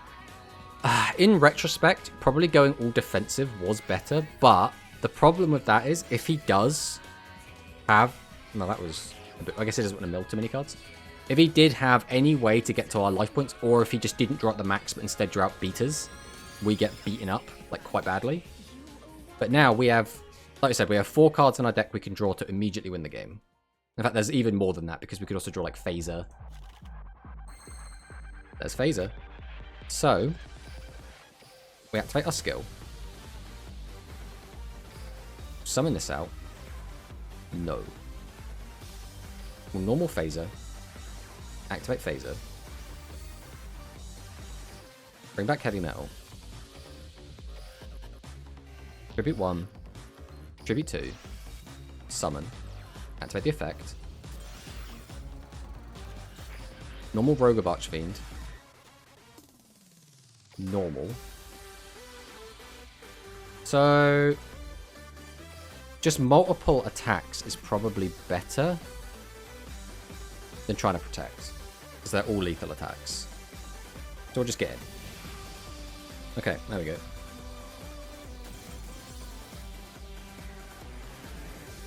Give him a nice. Save the replay.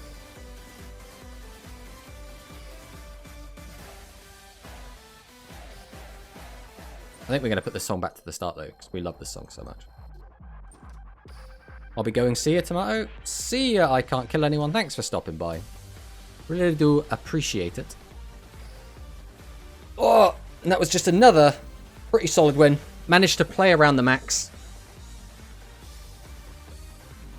Let's see what our next opponent has for us. Yuri Winchest.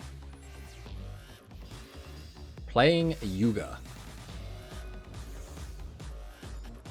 Okay, so we have a non-Yuga skill. So probably again Thunders or Harpies.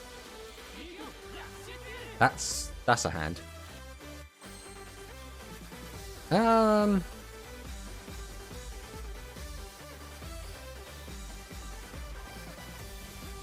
We will activate our skill. We're going to just chuck this out. Don't want to summon again. I'm quite happy with just this. This says you have to do something. Otherwise, I'm going to have a 2300 guy on the board.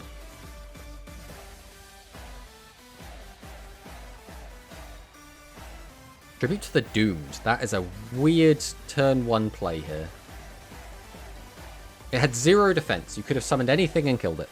You chose not to. What has that told me? We only have one guy that possibly doesn't even have any attack points.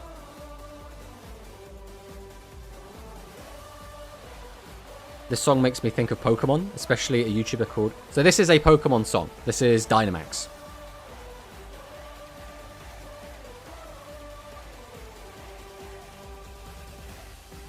Right, we'll normal this. We'll go ahead and activate it. We're going to ditch another invasion to grave. We'll draw. That doesn't really do anything interesting for us, unfortunately. Again, I can tribute over. But it still puts me in like a weird position. I think we'll just go battle here. I don't really want to like give up too many resources. Having this, like, this is our last invasion. So until we start putting invasions back into our deck, this is all we got. So we only get to do this combo one time. I know it's a Pokemon song, but Pimp Knight uses it on his modern videos. What does Pimp Knight do anyway? Is he, like, TCG? Is he, like, the games, anime? All of the above?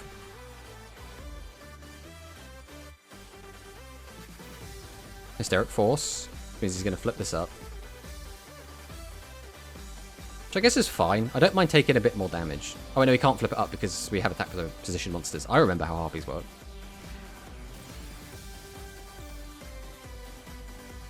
Alright, draw for turn. Rogue of Archfiend is very interesting.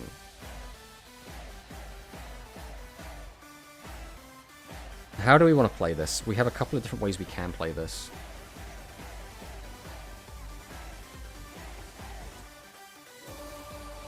I think we will go all in. I think sitting here with this in my hand forever is never going to actually win the game. So we're just going to do this.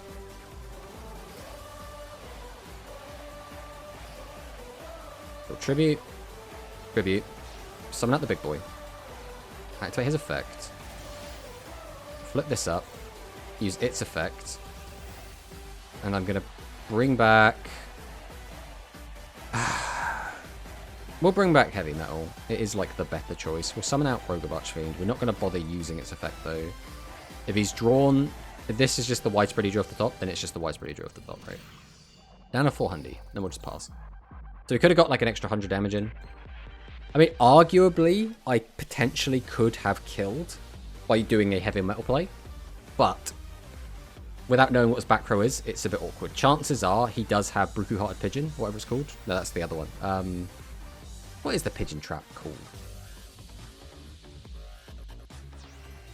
How many of the newest spell are you rocking? So currently we're playing none.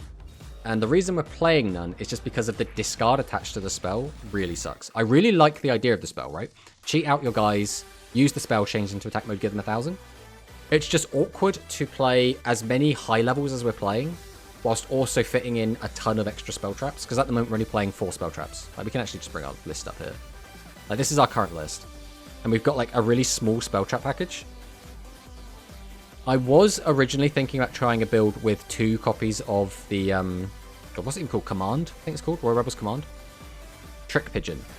Yeah. He games, shows off competitive team building, and then does meme strats like bat and pass and kill people with golden Caterpie he calls Exodia. Oh, nice. I don't think I've seen him. Oh, there goes one of our guys. Now we're going to lose this guy. Because unfortunately, once again, we do not have any goats, so my back row is currently not turned on. Still no goats. Okay. I mean, this is still a pretty good hand, all things considered. So we'll summon out Buyer.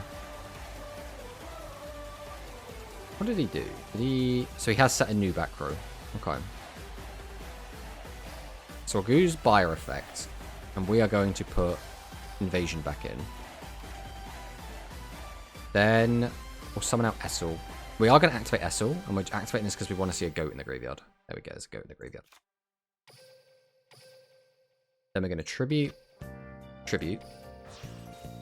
summon out the boy. Go for the Rogue of Archfiend.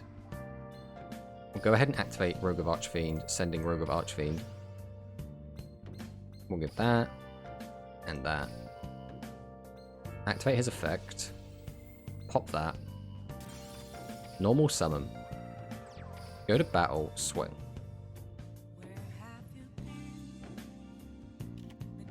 Oh, Recital. Bro, that. Oh, that was the only thing. The only card. Again, if he had Majesty, obviously, and a Babysitter Goat Grave, that would have been fine as well. You're cheating not playing with the new ban list. I mean, we've got to play what we've got while we can, right? Like, I can't play, like, full power Ancient Arise yet, because the ban list isn't live yet. Cybertech Alligator comes down. Okay.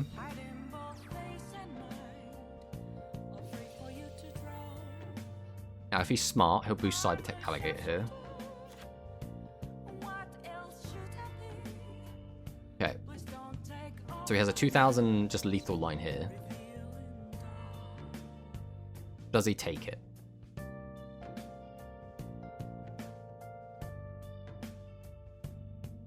Okay, it does go for the lethal line. We will use King's Majesty and stop that.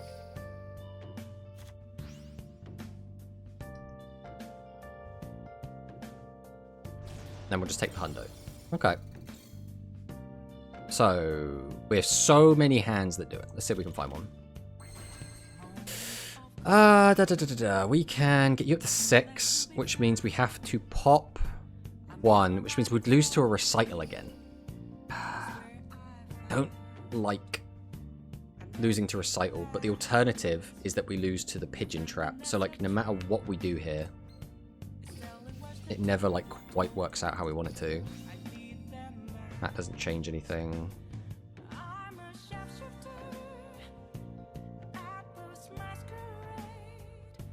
We have no way to get a second high level, so bringing back anything else does not matter. It has to be heavy metal.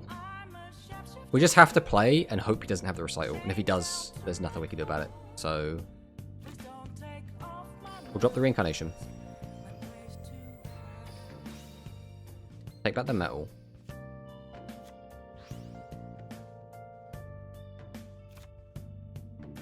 Normal up Buyer. Activate Buyer. Probably gonna just chuck back Doom at this point.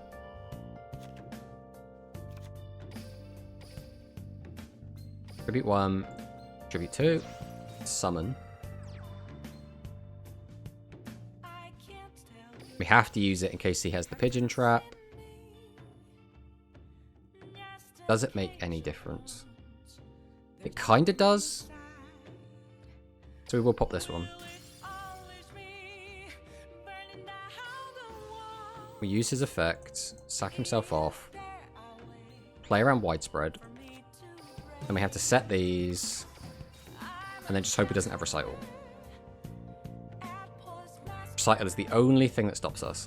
Barrier does not matter. Alright, we win. Whew. That got scary. Oh nice, the 50% gem box sale is on. Time to buy TG box. Oh, is that live now on the new box? Or is that like an old box? What's up, everyone? I've got a question. Welcome on in, Alice in Borderland. What's your question? And also, Dragson with a 45 streak. Jesus, Dragson. I know we only stream like twice a week, so it's very easy to rack up streaks to this, but come on, man. Should I get Crusadia Equimax for S-Force, Cyber / Harpy Lady for Speedroids, or get a third warning point? Ooh. I mean, I guess the question would be, like, which deck do you like most? Which one are you going to use the most, right? Obviously, I would say S-Force, I feel like does seem better than Speedroids, but Speedroids seems like a deck that will forever exist and will forever live the test of time. So, you know, I personally have never been a huge fan of S-Force. Like, Speedroid I think is really cool. I think the mechanics behind Speedroid, the way they work, absolutely incredible. I think the deck is so cool. S-Force, never been a huge fan. And Warning Point's just always good, right? Is the old TG box, but first time it's been 50%. Ah, nice. I suppose that's just to catch people up, right? The new TG stuff, which comes out like... Is that tomorrow? No, it's got to be like the day after tomorrow, right? I think it's tomorrow. Or it might be tomorrow for America. I think it's the day after tomorrow for me. Current win streak, 2. Our opponent's on a 4 win streak. Now, the fact he's on a 4 win streak leads me to believe he's probably playing aggro. But we soon will see. I don't really want to, like, dump all my phases in the graveyard this early, but Archfiend, like, can be useful. So yeah, Phaser is going to be so useless until we actually get something in the graveyard anyway. Speedroids is more fun than Speedroids. But can Brick, I guess, more than S-Force? Is more better, maybe. I mean, we're getting a TG pickup box soon, so if you only want TG, it's not worth opening an old box. I mean, it's 50% off. It depends how like deep through the box you are already, I guess. Well, that's a disappointing draw. Guess we're just going to continue setting cards. Again, both of these decks' major weakness is they don't really have a good way to get to your opponent's life points. He needs his maximum, or I need to, like, him to go aggressive, I guess. I don't even have a way to force things into attack like he does. I mean, like, if it was me, I'd go for the Speedroids, personally, but I am not you. Ah, my 1400 babysitter goat. Aha, my 1400 babysitter goat. Where are my cards at? Alright, realistically, this is going to get destroyed. We are under no delusion that this card is sticking around. This is getting popped no matter what. He's going to flip over one of these. It's probably going to be this one. And it's going to be Particle Acceleration. He's going to pop up back row.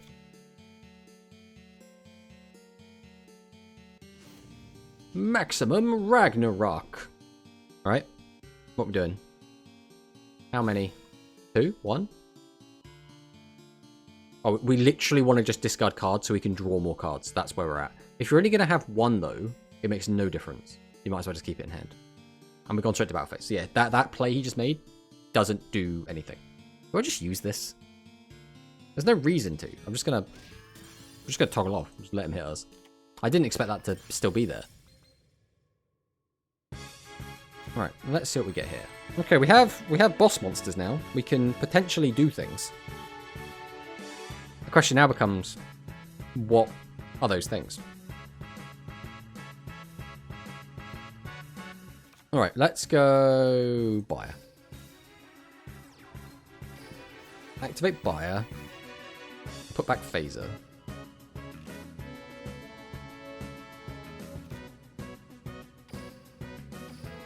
We'll then tribute over both of these. Summon out the boy. Activate the effect. Pop.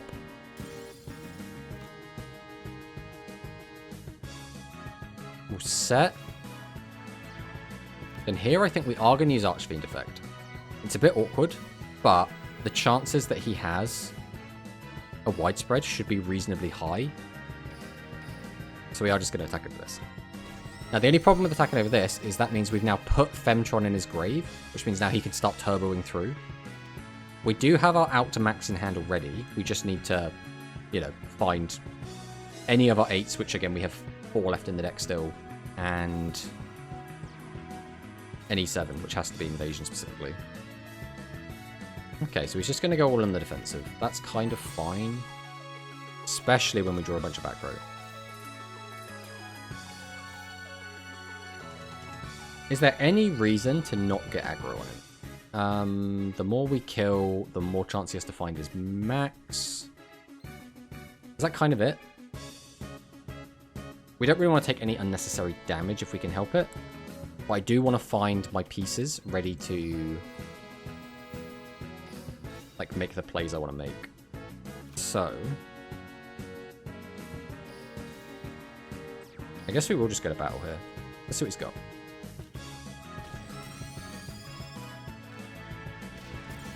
No, we'll just pass on that.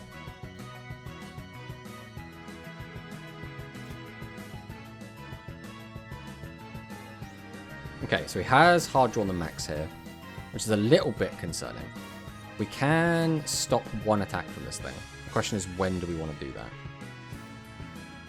Uses maximum Ragnarok, so he's going to discard, well, put a card to the top of his deck. Harpies are half price 2, first time the Harpy box 2. Cool. Wait, I can summon Crusader Equimax easily with S-Force, and I don't remember its effect. Equimax is a weird one, right? It gains attack equal to the number of guys he's pointing to. Why would you... I guess it makes no difference. I would much rather have that on the field, but... do we stop this attack? Is there a reason to not stop this attack? I guess there isn't. I guess we'll just do this now. Arguably, this is the wrong way to do this, because now I have a chance to draw Baby Cassette Goat for turn. But, now, speak of the devil.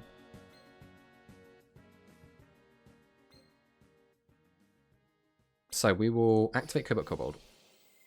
We'll discard the goat, see what we get. Okay, that is exactly what we needed. So we can wipe this off the face of the earth, and then potentially just win.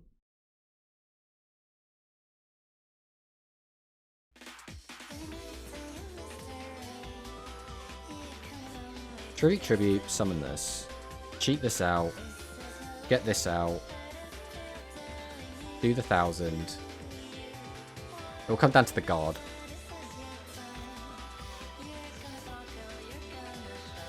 So tribute. Summon out the boy. Activate the skill. Bring this out. No. Tribute 1. Tribute 2. Activate his effect. Normal. Activate the effect. Sack him off. I'll give him and him protection. Go to battle, swing. Nice. Well, I'm going to go walk the dog. Maybe see you later. Thanks for stopping by. Fee, fi, fo, flow. Always a pleasure.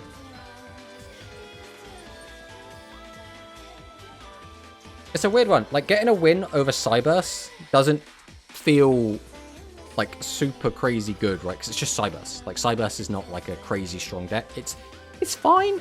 It's, like, the worst I don't want to say playable. It's, like, the worst best deck, right? It's, like, the worst of the tiered decks. It's kind of where Cyburst feels. Still can win games. Still perfectly fine. Still got a really cool skill. just doesn't have what a lot of the other decks have, right? It doesn't have the oomph that a lot of the higher tier decks have over it. 3 win streak though, nice. Is this going to be another aggro player? With a 5 win streak, again, we feel like it's probably more likely to be aggro. We have the Essel as well going second. Let's see what our opponent's got for us.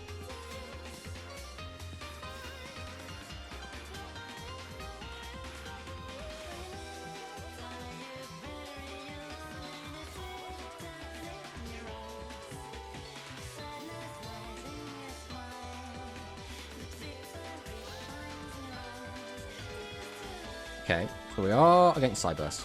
We have used the skill once, so we're going to tribute over for something. Will I be able to get a big punish for this is the question. You've got to use that card in your hand, right? Okay, back row. Let's see what we draw. Second invasion is awkward, because invasion is the one I really don't want in my hand. We will use Essel either way. I mean, no matter how you look at it,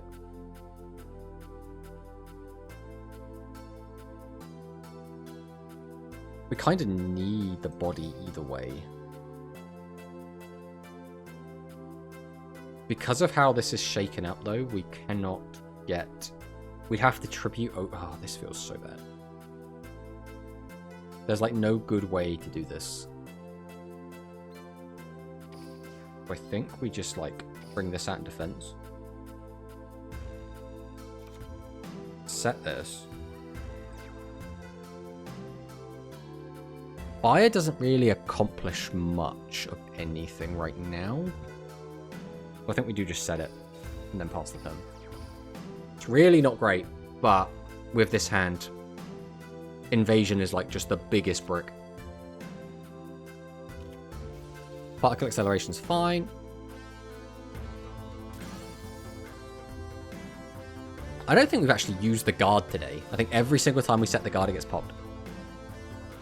Okay, once again, maximum Ragnarok doesn't really matter. Like, we get punished for having Essel in attack mode, but that's kind of whatever.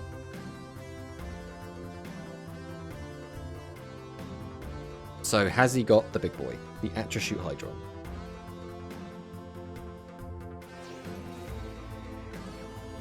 No, no Atrashoot. We instead have Sigistate Soul. But he cannot use its effect. So we just take 22. 22 is not the end of the world. Or 23 even. I can math. Alright, attacks over our Buyer. Buyer is fine to lose. It's basically going to come out to what we draw, because we're going to probably have to end up setting these invasions just on the field, which is not ideal, but... Ugh, can we please just draw a playable hand? This is so bad right now. So we set, activate our skill, and then we'll summon this out in defense. And then we end the turn.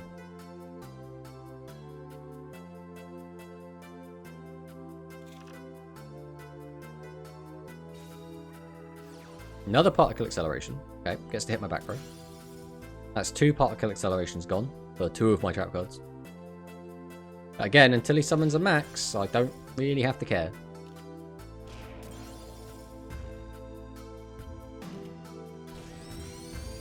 The plus side is, this deck doesn't really brick, right? In the sense that, even if we draw a bunch of high levels, we can still play the game. The issue comes in now of... Without having specifically Doom Metal, trying to wipe this board is a little bit sketch, so I actually think the play is going to be...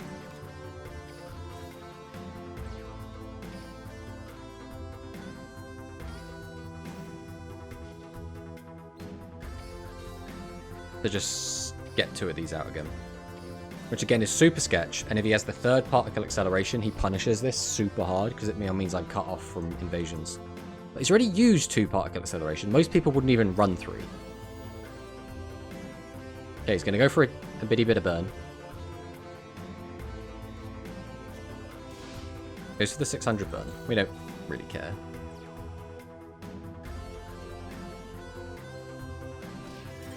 Packs over my bosses. Actually, that burn does actually really matter, because now... I suppose it doesn't really. I was dead anyway if he just gets out the max. Right, could we draw... No, we're still just not seeing it. Okay.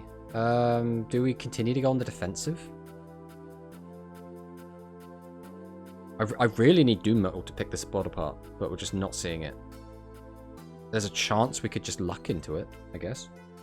That doesn't feel like a good play, though.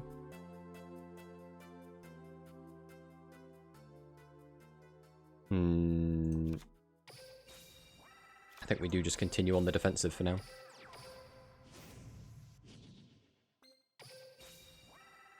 Until we get Doom Metal, we cannot commit. We cannot do it.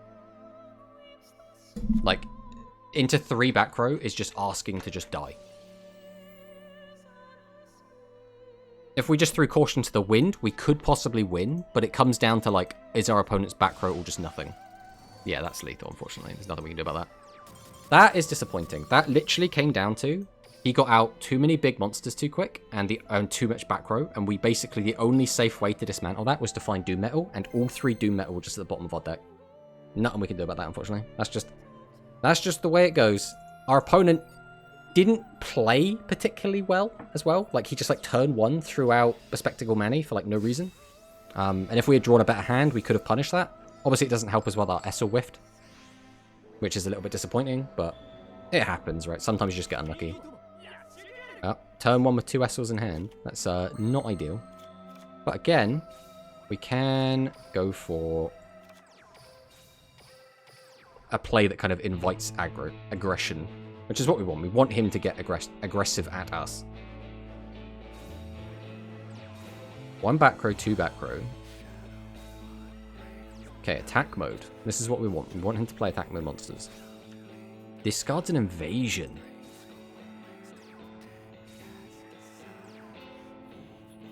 Is he playing the same as us? Potentially. Oh, you can't clear my second Essel, bro.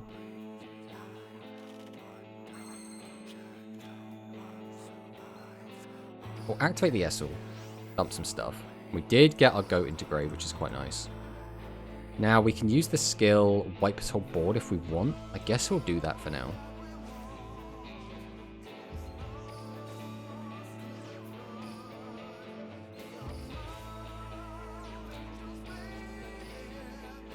Tribute 1. Tribute 2. Summon out the boy. Activates effect. We can still attack with this, so I guess we will change this to attack. We'll also summon out Phaser. We might as well just use Phaser here. And we'll bring back Heavy Metal. Swing for 18. For 18? For 25. Okay, the guard is fine. I don't know. I guess he's just really concerned about losing too much life too quickly. To me, that seems like more of a Heavy Metal or Hell Tuning Invasion kind of play. Because they're like a damage race deck. I don't feel like this one necessarily is. We'll go for the 1000 direct and we'll pass. So now you've basically just like lowered the chances of drawing a boss monster by putting in more lower levels in your deck. I don't know if I like that play or not. Again, if he is playing Hell Tuning Invasion, it makes total sense. So we'll see what he does now.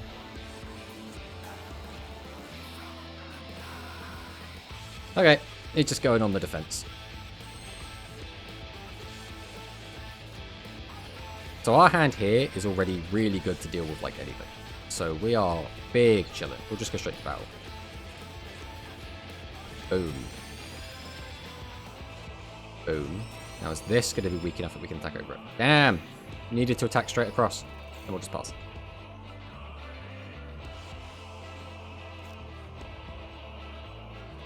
If I could draw my 3rd trap card, I'm going to feel very safe.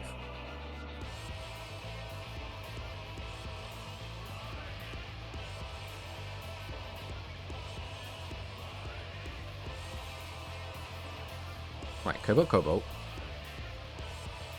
What you got from me, buddy? I'm going to discard, we're going to draw. Right, so it is on Hell Tuning Invasion, so this does make the previous play make a bit more sense. I don't really understand why he discarded the invasion at the very start. That still seems a bit weird, but...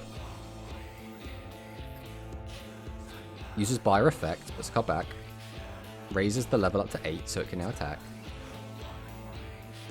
Pops the 25, goes up to 5k attack. Normal summons. Ooh, that is literally the perfect last card for him to have.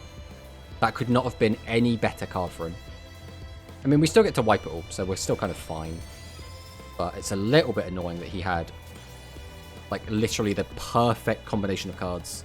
Like, he needed Buyer, he needed Archfiend, and he needed the Heavy Metal.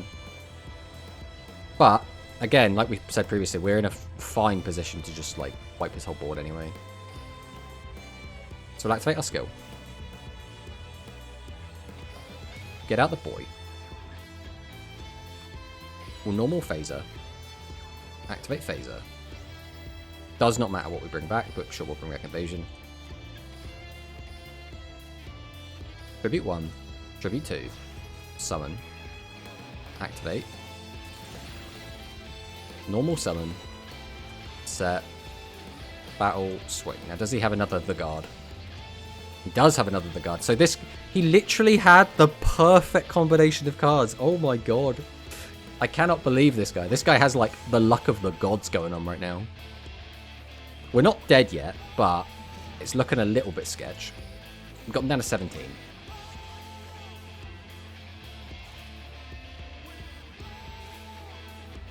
Drew Ghost Cyclone off the top.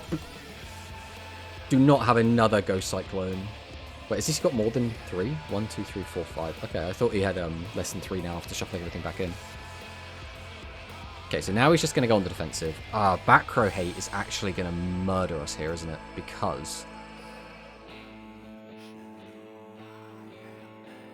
How do we want to play this? We need to keep a low-level, low-attack monster on the board, either way.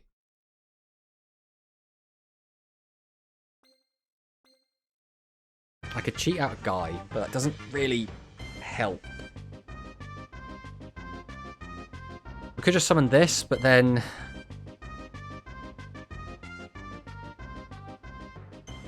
Either way, we set this. I think we do just go for Rogue of Archfiend here. We'll go to battle, and we'll just start swinging.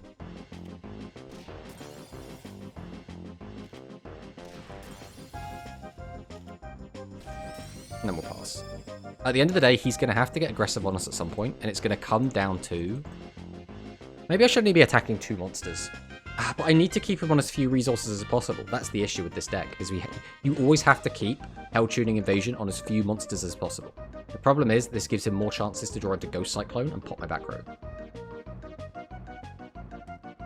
But the fewer resources we have him on, the higher chance he bricks, as well as he won't be able to do like a very big play, like buyer plus a third. See, this is why Karibot is so good in this deck, because it's one of the few ways to plus you.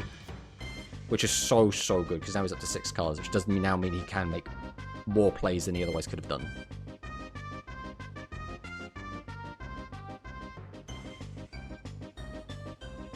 Right, what have you got for me?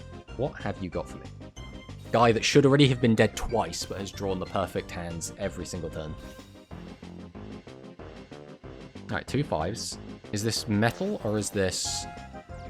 So this is invasion. Yeah, that's fine. So we can only attack me with invasion now, which is a-okay. Has he used... He still hasn't even used it.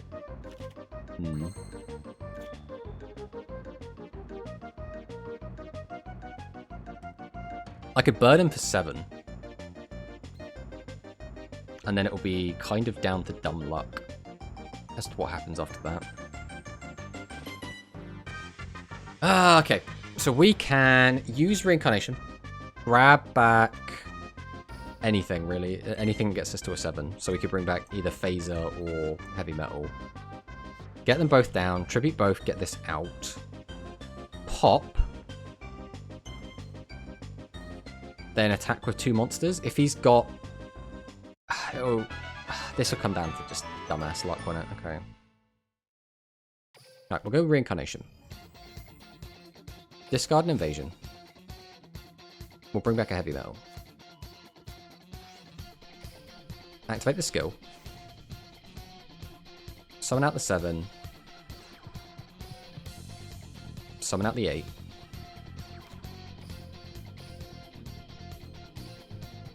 Tribute both. Summon out the boy. Activate his effect. Then we're going to summon out both of these. Swing. Oh, yes. Okay. So it came down to, if he had widespread, we would lose our boss monster, and then it came down to, did his monster with 1,000 or more attack or defense? Because he needed both of those things. He needed widespread, and he needed a high defense monster, which was doable. It was very doable. But he didn't have it, so we did end up winning that game, which is very good for us. And drop him the nice. Always drop him the nice. That got a little bit sketch. That did get a little bit sketch, but we did overcome. We adapted, we overcame. Just draw good. That's all it takes. That's all it takes. Alright. Let's see who our next opponent is going to be. What haven't we played today? We haven't played, like, SAR. We did play one Overlord. What else have we not played against? We've played against a bunch of Thunder. We played against a bunch of Harpies. A bunch of Cyberse. We played against a little bit of aggro. Not too much aggro.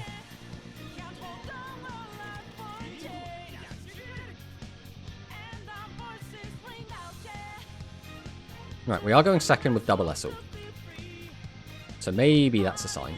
But we are probably playing against Hell Tuning Invasion.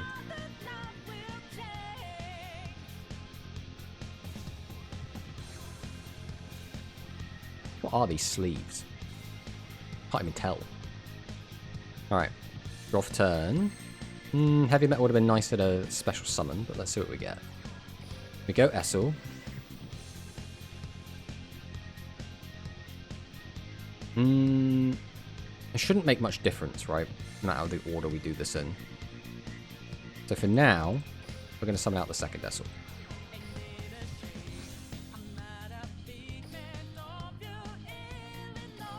So we'll bring back Doom Metal.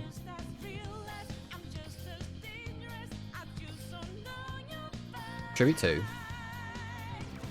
Set this. I probably could have done this better in a way that leaves me with 3 monsters on the field, because getting rid of all 3 of his would have been really important. Because now, again, he's constantly going to be in a cycle where he gets to have 6 cards at his disposal, which is really not ideal for me.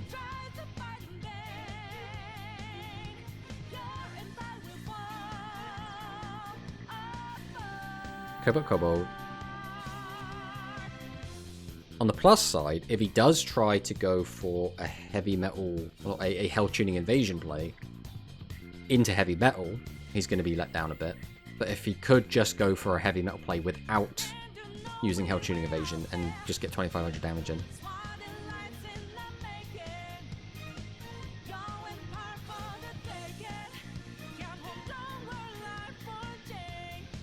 Okay, we're just discarding, we're drawing. We're just cycling. We're just cycling.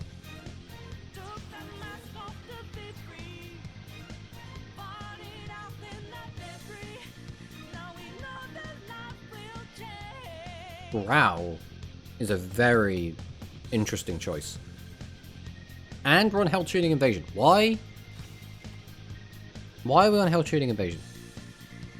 Why are we playing Growl in Hell Tuning Invasion? What is the logic here? It just does not work with the deck. Okay, now you get in for 23. And that's it, because Growl can't attack. The Growl's just like sat here doing nothing. This is a pretty good hand, all things considered. So I'll go ahead and drop Buyer. Activate Buyer. What do I even want back? Second, that could be pretty good. I guess I want Doom Metal back more than anything.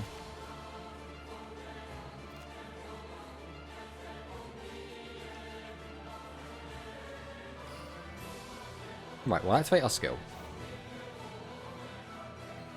We'll bring out Invasion. No. Then we're going to Tribute 1, Tribute 2, Summon. activate the effect, pop this. We're going to summon out Goat, set Majesty, go to battle, swing over. Then we assert dominance with the Goat. Yeah. And then we'll pass. The reason we summon Goat in attack mode is because now if he does draw a heavy metal, he has to pop Goat no matter what. Otherwise, he could have just not used Hell Tuning Invasion and just popped our heavy metal. I assume we do have a Goat in grave already as well, so we're in an okay position no matter what.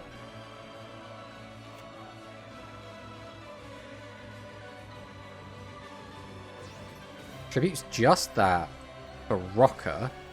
Gets Rocker effect, so now we can't attack directly. Takes back Growl. This guy's playing like the weirdest Hell Tuning Invasion list of all time.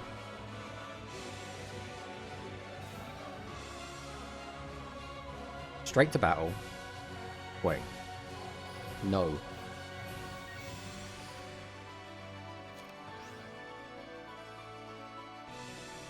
Okay, can we, like, draw some form of lethal?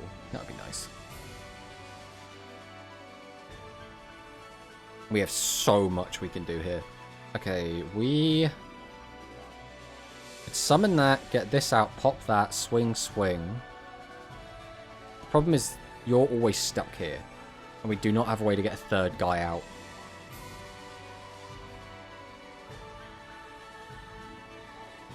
I guess that's fine. We don't need a third guy out. The major issue is we won't have a 0 attack on the board anymore. Right, let's do this. We're going to summon out Phaser. Activate Phaser. Bring back Heavy Metal. Not that I think it actually matters at all. There's any restrictions on him? No. I think I'm actually going to tribute over both of these. Which might seem a bit weird, but if he has a way to stop the attack, we wouldn't have lethal anyway.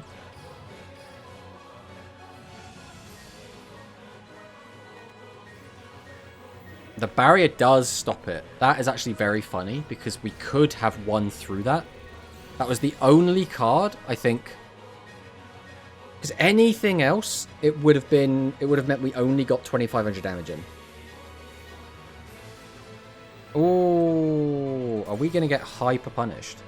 Now, how? You can't punish me that hard. There's no way you've got a hand that does it. You're just going to get in for that and that's it. So it's lethal on board. I don't have to worry.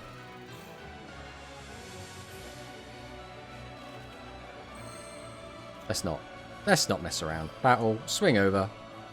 Bang. Easy peasy, lemon squeezy. Alright. That was a nice, pretty chill one, I think. Although it did get a little bit touch and go there. I think that's the thing, right? Because you know what your opponent's cards could be, so your brain is always going to go to, like, what is the worst case scenario?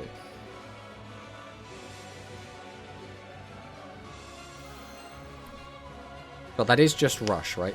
You, unfortunately, generally do not have all the tools you need to stop absolutely everything.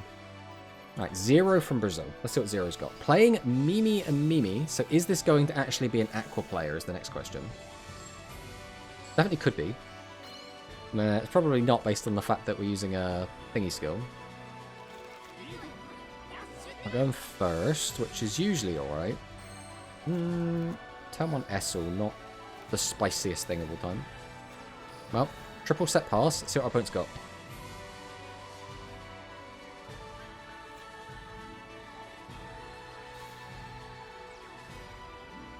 Well, it looks like Harpies. Now, there's only one here that we don't want to get flipped up. These two we don't really care about. This one kind of sucks. Tributes 2 for Pet Dragon. Okay. Is it going to be Pet Dragon plus level 5 Harpy? The best part about Rush is your opponent can have nothing one turn, but if you don't finish them, they could have everything the next. That's the thing, right? That's what I look for in card games at the very least, is a lot of back and forth. I like, I remember there was a time in TCG where a lot of the blowout cards were banned. And then what that meant was, because like things like Mirror Force, Dark Hole, everything was banned, there was no comeback potential. So generally, once you've got a lead, you kept that lead, and that made the games feel very uninteractive. It made it feel very boring. So to fix it, again, we just brought those cards back, right? Like, pretty simple fix, all things considered. This hand sucks.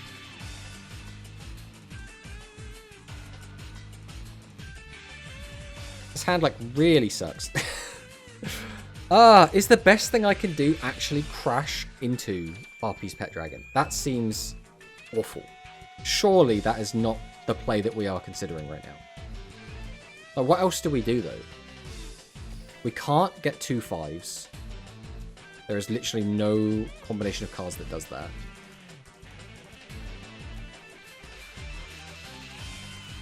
This feels so gross. I can't leave the dragon up.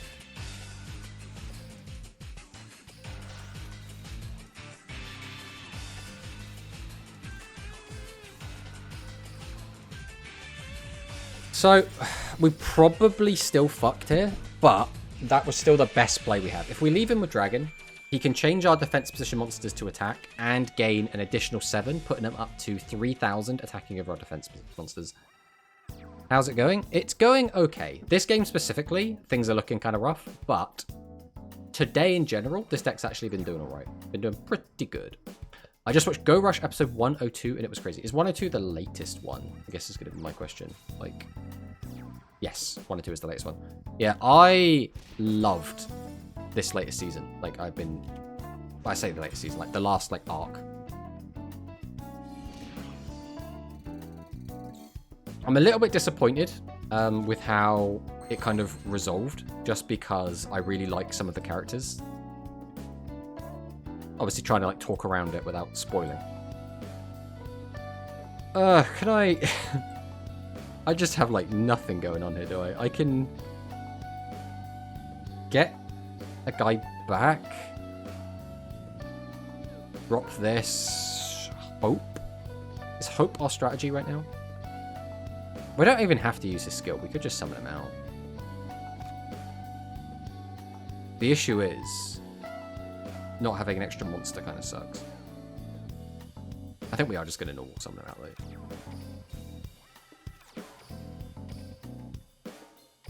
Unfortunately, we're just going to have to play the if he's got it card. Because if we don't attack, we're never going to be able to accomplish much of anything. If he's got the widespread, he's got the widespread. Yeah. I mean, we're not dead on board, so we'll see what happens. I really liked how they developed Yuhi. I'm on 79, no spoilers. Haha! I have my own widespread, bitch. We will be taking the 27 though, which means we're almost certainly just dead. We've almost certainly lost this game due to not drawing enough big monsters, which is the weirdest sentence. Still very confused overall though. I expected to answer more questions, but I guess that's why there's... Yeah. I mean, I felt the same at the end of Sevens, to be honest. I kind of wanted just more answers, I guess. They just didn't give. Alright, we activate our skill. 1. What is in this guy's hand that he's just not ending the game? He must have like a hand full of really good cards, right? Surely.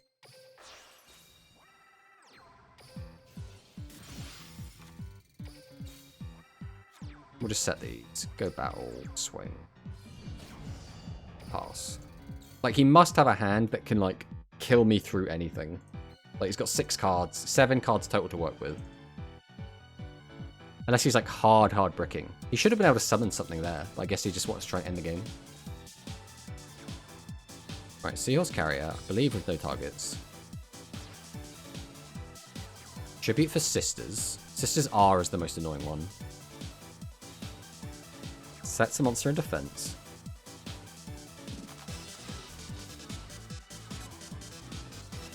Am I going to lose to a guy playing for Zuzu?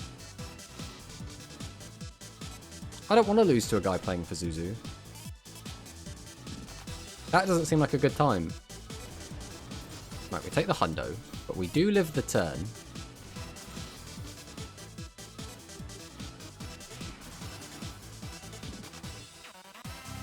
The issue is that back row card could be... Oh, that hurts. Not having another high level or any way to get to one really stings here.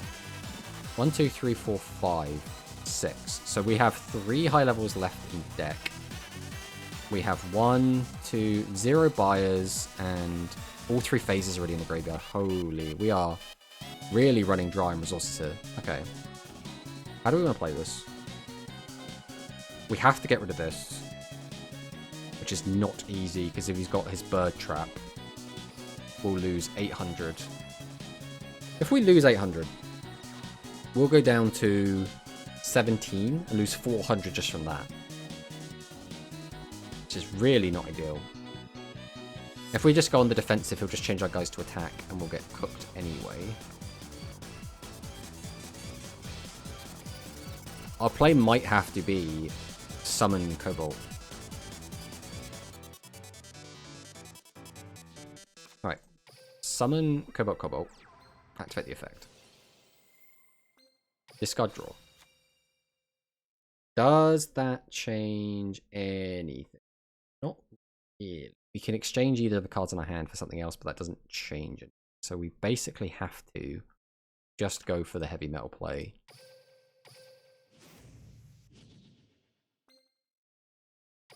We'll cheat this out. Tribute 1, Tribute 2, Summon, activate the effect, pop that,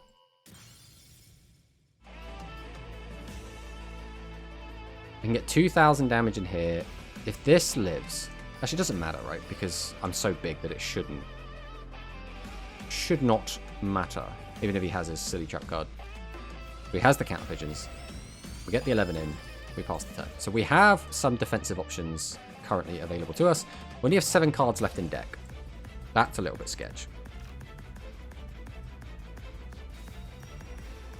Tribute to the Doomed is probably going to spell lethal, because we can only stop 2 attacks. If he doesn't have 2 normals, we might be okay. If he just goes straight to battle... if he doesn't have another normal...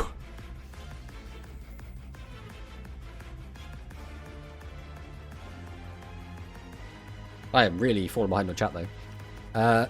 Yo Tomato, hello Sean, welcome on in. Hope you're having a lovely day. You've caught us playing some Rush as expected. That's all we really do here, isn't it?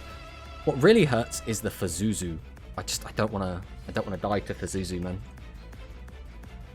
Doesn't make any difference what order we do this, does it? So we'll stop this one with King's Majesty. Put this back in. Get your game on. Well, behold, the guard. Alright, what do we want to draw here? What is our ideal? We have access to anything from our graveyard we want anyway. So I'm actually tempted to just grab all 3 of these. Wait, no, that doesn't fix my problem because I need to already have a guy out. So I need to grab some high levels.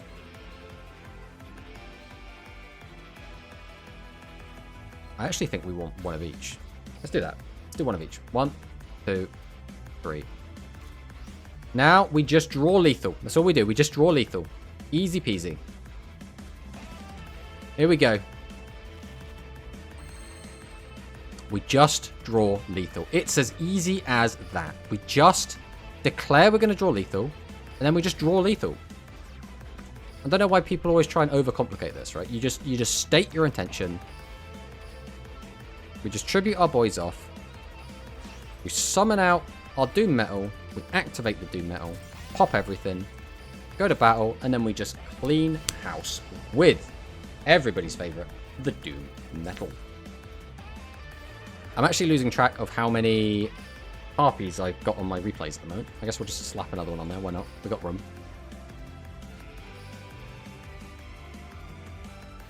Oh, but yeah, welcome on in, Slifer, Slacky. Hope you're having a great day. This deck is doing alright.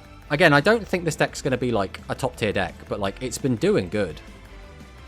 Like we're overall feeling quite okay about this deck. This is definitely like a coggable deck. This is a deck I think you could even do okay in with a tournament. I don't think you're going to win a tournament with it. I think realistically there's no reason to play this over Hell Tuning Invasion still, but It's very fun, and it's got legs, right? The biggest issue is always going to be just the lack of ability to kill your opponent through defense, or face down defense monsters, I should say.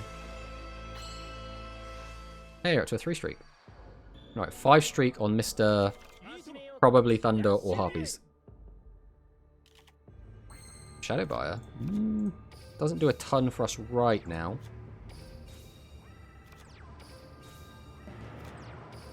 But we will just slap everything down past the turn. Let's see what he's got for us. Let's see what Playbo has got for us.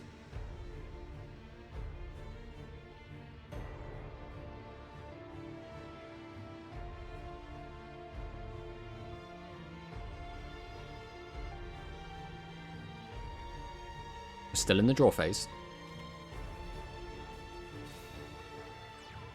Oh, turn 1 Essel into a level 5. So we are against Harpies. Now again, there is one card here that hurts getting flipped up. The other two we don't really care.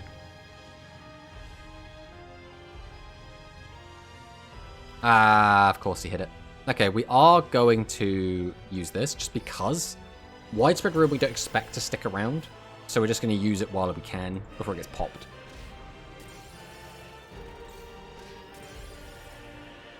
Alright, let's see if we can draw... yeah, not the tastiest hand, but we do have the Buyer already, which is not bad.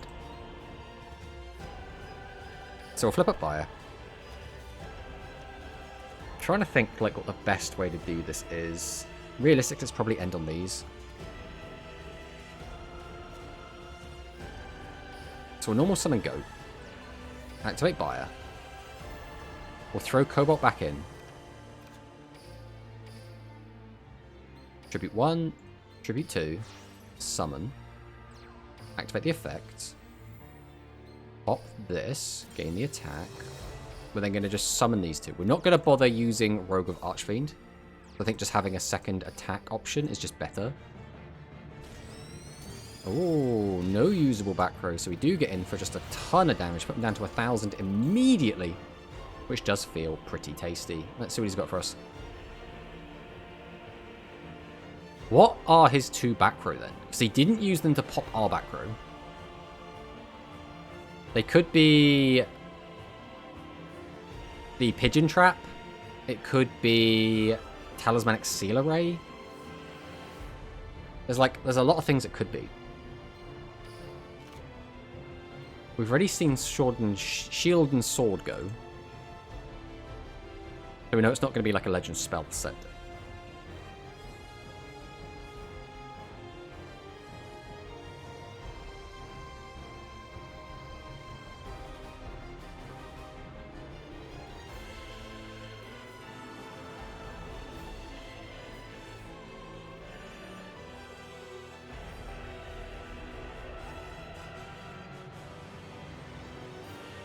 What could our opponent do here? I guess summon, tribute Harpy's Pet, summon, tribute Harpy Lady's Sisters would be the most devastating. That's a really annoying board to try and beat, especially if it's Harpy Lady R. He gets to boost his boss up to like 36 or something with a skill, and gets the other one at 21. Okay. Summoning out everybody's favorite Lamoon. As well as Carrier. Okay, Sisters comes down. There's a TSA. Probably has a Talisman. Yeah, I expected him to have one, but I was expecting one of these two to be the Talisman.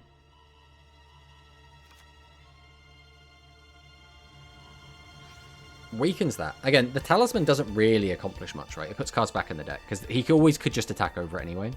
Like, he had full clear on board without Talisman, but this is just more damage.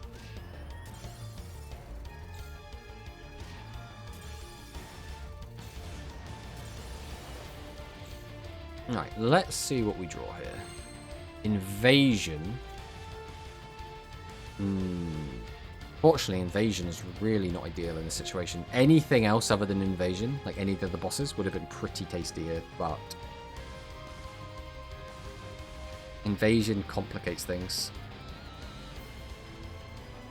If we can just attack into this, that's probably our best bet just to try and win. I think that's what we're going to do. So we're going to summon. Summon.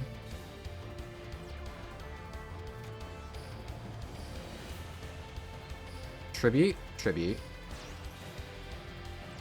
Summon. Activate. Normal. Activate.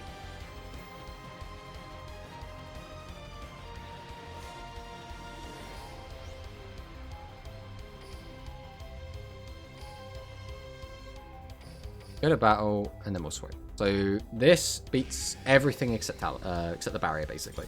So, all right. Nice, easy win. We managed to punish our opponent for leaving monsters in attack mode. Getting for a clean 1,100 damage when you only need 1,000 left because of our aggressive open.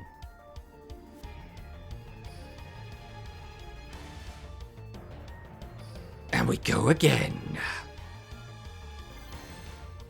It's a weird one. We haven't been fighting against... Like, we've had games against, like, you know, heavy metal. We've played against... Or Hell Tuning Invasion, I should specifically say. We've played against a lot of, like, top-tier decks. But it feels like they haven't been... I don't want to say not top-tier pilots, but it feels like the versions of the decks we played haven't felt, like, competitive. Like, we've been playing against very, like, casual-friendly versions of some of these decks. Okay, we're going to do our patented set 2 pass play. And then see what our opponent has. Again, probably going to be Harpies or Thunder. Let's see what he's got. Okay, is Harpies again. And we're even on Harpy Girl. They're sisters. So now it gets changed to battle position. Both of them suck, so you can have whichever one you want. Also, whenever we're against Harpies, I swear they just always seem to open R in the open. It's like the most common one I see, despite the fact that they can have 3 copies of the middle piece. I think this is the 4th time today our Harpy opponent has opened R.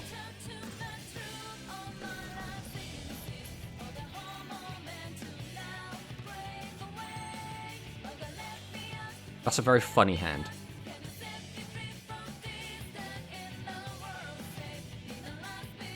So we always summon you. We always summon you.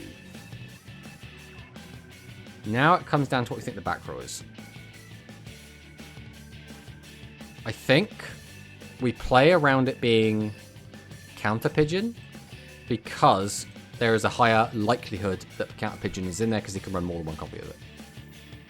So statistically, this is the better play. But if he's got the widespread, we're getting cooked anyway. Okay. All things considered, that went okay. Now, we are only on 2,400 life points and we only have 1 monster, which is not ideal. We might be dead. We'll find out. Only streamers get weirdest stuff to face. That's just how it works. And that is lethal on board, unfortunately, because we have bricked on high levels. This was... I don't know, should we save this? I guess we... I would save this one to show off that you can just brick. No, we will save this. We haven't got many saves left. I think we've got like 5 Harpy games saved, though, is the issue. That's the reason we don't want to save this. But this is a very good demonstration of just, like, bricking.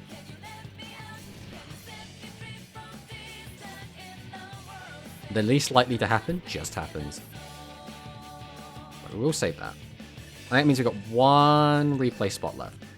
Let's see if we can get 1 more. Oh, there's the old Konami servers again. Alright. Let's see what our next opponent's going to be on. Well, to be fair, Will, we did predict the back row was Counter Pigeons, and it was Counter Pigeons. So, we did do alright there. Logic did win out in the end. Or probability. Right, Gavin, what you got for me, buddy?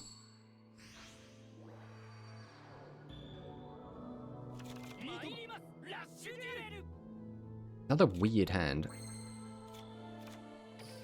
Well, we're just gonna throw a bunch of stuff at the floor and see what happens. I'm kind of hoping this is Thunder, to be honest. We've played against so many Harpies today. Playing against more Harpies just does not interest me. Okay, it's Thunder. It's Thunder. Let's see what Thunder's got. We played against a couple of Thunder today, but like barely any. We played against so many Harpies. Oh, Piercing Samurai. Will he hit the only one he can attack over, though, is the question. That mill was quite important as well, because it did just put Angler Coilfish in the grave, which means Stormbolt is now live. So the mill from Piercing Samurai was extremely important.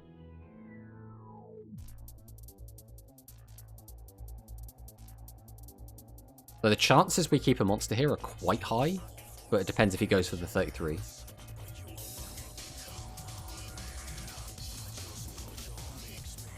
Most Thunder players aren't attuned to my deck.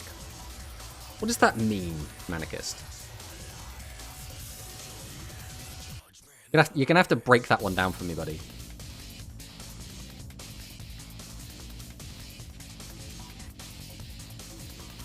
Boom, 200 back. So we do get to keep a monster, which is quite nice.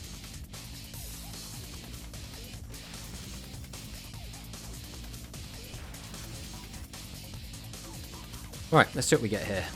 Okay, we can just do a Doom Metal play.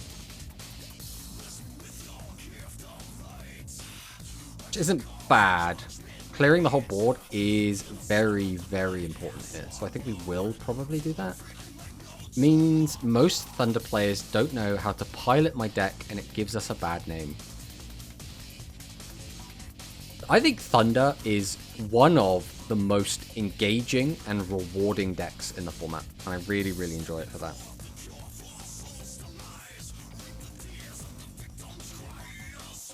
Alright, there's no reason to not drop Doom here, right? We don't have access to Invasion anyway. If we drop Doom, we can bring it back and have a 2000 defense monster. So we're going to do that. We're going to drop this down. Then we're just going to set this, because I want to keep this in hand. We'll Tribute 1. Tribute 2. Summon. Activate the effect. We're going to go ahead and get rid of Angler Coilfish. We'll then normal out Phaser. Activate Phaser. Bring back Doom. I could make another aggressive play. I think we will. The reason we're doing this is, although it involves getting rid of a lot of resources, we guarantee kill his whole board, which I think is worth it. Now again, if he does have like anything, this gets cooked anyway, because this now can't attack. Because of our skills effect, we can't attack with big guys directly. But guaranteeing getting rid of the Stormbolt and guaranteeing he's out of monsters is so good that I didn't want to not do that. That didn't come off snobby. You know, people have their own pet decks, right? That's just part of Yu-Gi-Oh, right? Like, I will always love my Fluffles. Ooh, that is the biggest punish in the world. But can you clear out both of my monsters is the question. It's not easy for him to clear out both my monsters with only 2 cards in hand. It's not impossible, but it's not easy.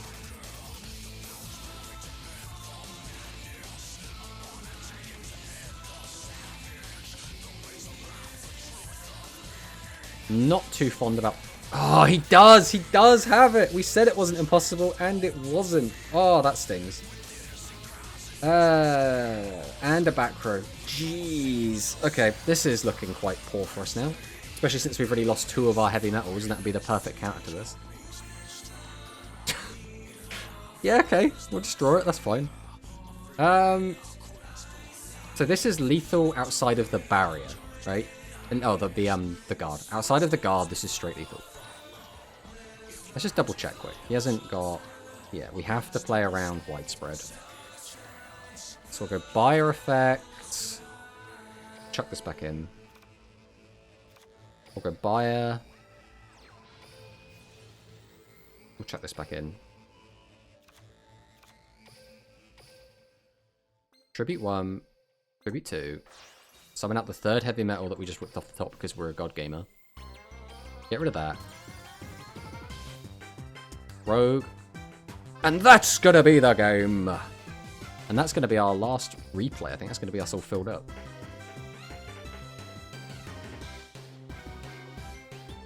Yeah, we're definitely saving that over whatever our first one was. That's fine. I'm dropping ice on there. Wow, that's a nice day of grinding them. Now we just get to play for fun.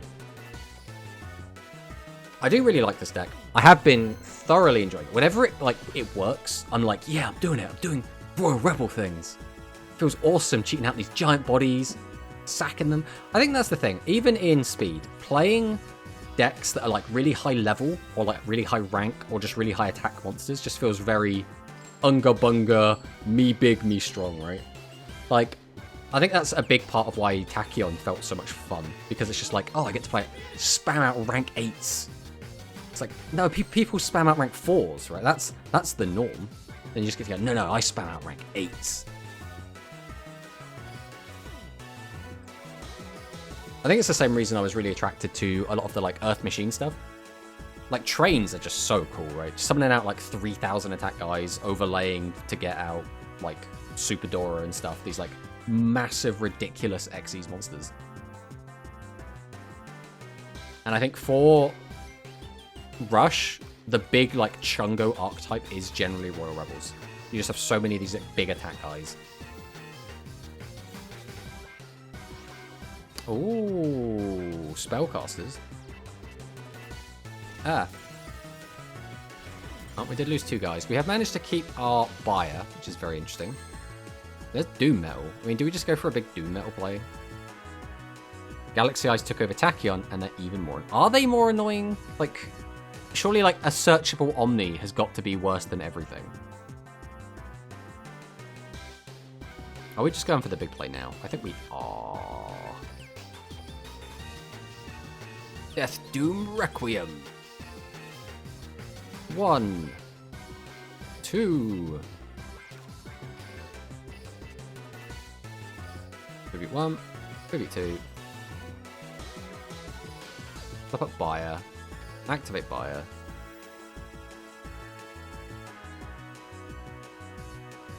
We'll put Heavy Metal back in for now. Normal. Activate the effect. Activate. I'll get that. No! Actually, that makes no real difference. I guess this is fine. We did the wrong thing, though. We did click on the wrong one. Arguably, this is better in some situations, but this should just be lethal anyway. Kaboom. Well, it does help that he paid 1,000 life points. So, you know, at least we have that. Also, one little pet peeve of mine. So I was playing Legacy Duels, right? And I did quite enjoy the Legacy Duels. I think the balance was a bit off. But in Legacy Duels, you could send a like to your opponent from this screen, right? You just look at your duel log, and then you can just send a like. Why is that not just part of the regular UI? Like, why can't I just send likes afterwards? I always forget. And then I'm like, oh, I should have sent a like. And then it's like, there's no button here. Are they more annoying than me? I mean, I don't think you're annoying, Kazumi, but maybe I just don't maybe I just don't know you well enough. Because likes were a part of the event on Legacy? Yeah, but just put them in anyway. I just want to be able to like people from the screen. Like, it wouldn't break the game. Just let me do it. But yeah, give out rewards for liking. And then the game becomes like a big happy smiley place where nobody's salty, right? I'm sure that's what would happen. Legacy should be permanent mode IMO. It should be, but I think the idea of having it not be is it creates more FOMO. I think if it was out permanently, people would play it when it launched, and then it would slowly fall off, and people would forget about it. Whereas if you keep the FOMO aspect and you attach rewards to it, people will keep coming back and like almost fall in love with it again. It's a weird... It's a weird balance to strike. They can change the card pool up every month. That's a good idea. Keep refreshing it, but have it always available. I think that's not a bad idea. I just had an anime protagonist moment. Check out my newest replay for a real Thunder player. Joke Thunder is quite safe for all to play. I mean, I'll check it out after this film. I do not mind checking out some replays. I actually enjoyed Legacy despite Mako being tier 0. See, I just teched cards in my deck to deal with Mako. Like, I was running, like, Dust Tornado. I was running Offerings to the Doomed. I was running, like, Twister. And I ended up not having too much of a problem with Mako. But, you know, I did specifically have to tech against it, so that in itself is a problem. Ah, he's got a Harpy's Pet Dragon in defense. I can't counter that. I have nothing to deal with a Harpy's Pet Dragon in defense mode. I have to just wait. He gets a free swing at me because I'm going to have to set some garbage in front of it. And then hope I draw into something and out it next turn. I mean, you can make dual rooms of Legacy Duel Rules, and if you really enjoy it. Same, I had to run anti-Mako stuff. Dust Tornado was goated. Yeah, Dust Tornado is so good. Also, ignore the tech in my Thunders. I'm testing something. Okay. That's ominous. Saved me from combo many times. I feel like the perfect time to make it permanent because the power creep is catching up in speed. Yeah. I think that's a fair statement. I am going to take so much damage. I might just die. And also, he has summoned R, which again is the only one that stops me. We'll see what happens here. Raigeki guy can't pop him. Yeah, Raigeki guy cannot pop R. Because cannot be destroyed by opponent's monster effects. So even if I get either any of them, because like Heavy Metal could also just pop one of these, but I cannot pop R. No, the pet.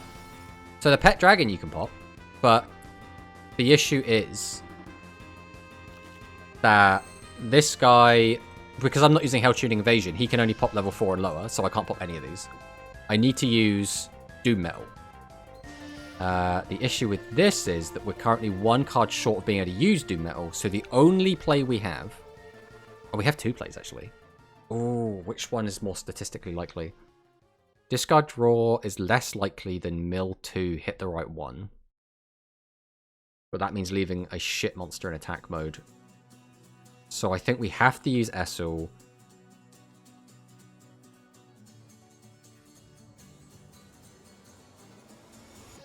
Yeah, it has to be Essel, right? We have two chances.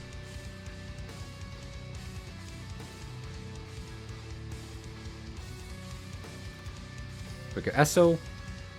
Activate. We need to hit a high level. We did hit one. Okay. So now we activate our skill. We bring out Invasion. No. We summon out Phaser. Phaser's now live because we have a level 7 on field. We bring out Heavy Metal. We then Tribute 1, Tribute 2. Activate the effect. Set. Battle. Swing over this. Get him for 1,000. So, now the downside to this is we now have a 1,000 attack monster on the field.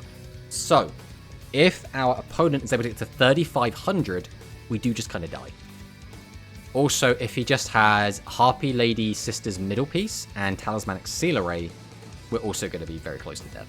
The only way he can get to 35, like legit, is going to be Harpy's Pet Dragon and another Harpy Lady Sisters. So he needs another Harpy Lady Sisters to actually kill us here. 2 cards in hand. A back row, so no Harpy Lady Sisters. And another back row. Okay, we're okay, we're okay. At least Heavy can still gain its attack without popping it. Yeah, which is nice.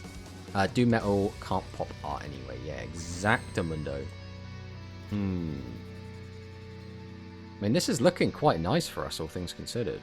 So, how do we want to approach this? I can just leave this in hand if I want. If I pop this and get a direct attack, I can't leave... I mean, I can.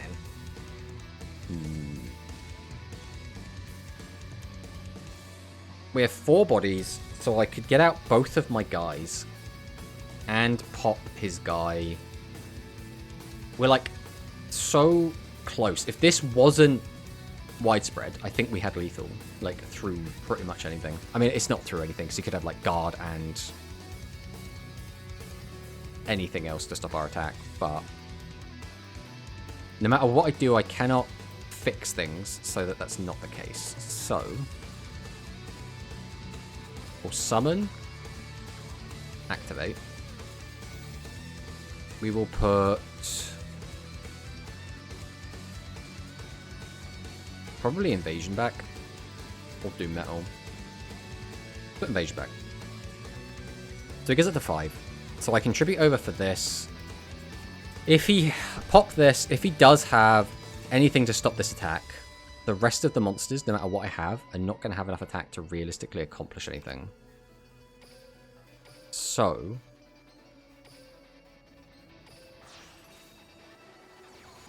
we can always activate this.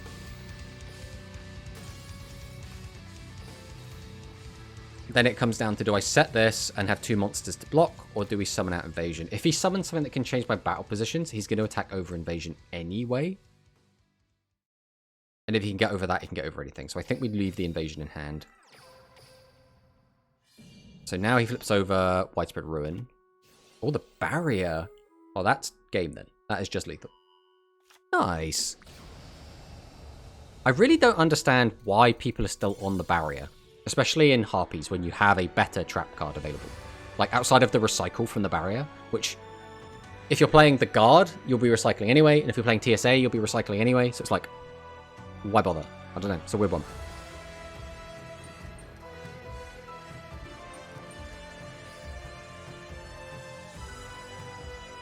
Okay, well, we got there in the end.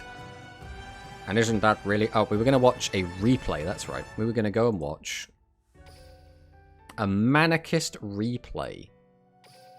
I don't know why I'm going in here. These are my replays. I need to go over to my friends list. That's where friends replays are. Right, where is the boy, the man, the myth, the legend, the thunder god himself? We're just going to casually not be able to look at it. Right, I'm going to assume it's the latest one. So let's check it out. Harpies be more free-to-play friendly, 100%, but it doesn't mean I want to play against them constantly. Alright, let's check out Manicist's latest replay against the baseball. Nail. On the Nail Thunder, huh? Right, let's see. Let's see what Manicist has cooked up. In my opinion, it doesn't make sense to play Barrier and Harpies. Yeah, I'm exactly the same. It seems so weird for me. Tribute 2 for a defense mode monster, so probably double tribute in hand. Or we immediately get to cheat out the SRM, and it's a prismatic SRM, and Stream dismantles the back row. So this is looking very, very good for our opponent here. So what Manicist does to turn this around. Reincarnation brings back the Shark. It's probably just because we can use it as tribute fodder. Clapping Thunder for the draw. Then we can discard. We guaranteed that we knew we were going to get any card, right? Because we know we're getting a draw, which means Duck is always live. Last Draw's effect, recycle Duck. Boost the power. Weaken and change the monster to defense. Ah, right, we had Piercing from Gazelle. That's why. That makes sense. I completely forgot about that. So good damage in there. Gets a second SRM and a TSA. This is going to be tight. Wait, Team Misplay. Didn't he have lethal? He could have just used SRM's effect, milled, gained some power.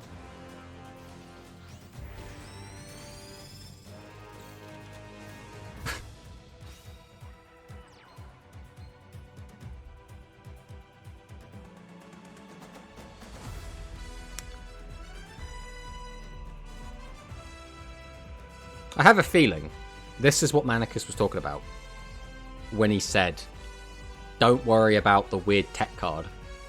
I'm testing something. But it's a Dosodon. I mean, I appreciate the fact that Dosodon is in this deck. Right? Who doesn't love dinosaur monsters? Dinosaurs are great, right? Dinosaurs are, let's face it, best type in the game. I'm not sure about Dosodon in this deck specifically. I respect testing it, right? I 100% respect testing it. Because if you don't try it, you don't know, you might discover something in testing. What? Can we please get a dinosaur skill? Like, Konami. Konami! I want a dinosaur skill. please. Right, let's watch the rest of this. The dealer effect. We've used the SRM this time. Thunder Beetle boost! We played against this earlier. It was not very impactful in the game we played earlier.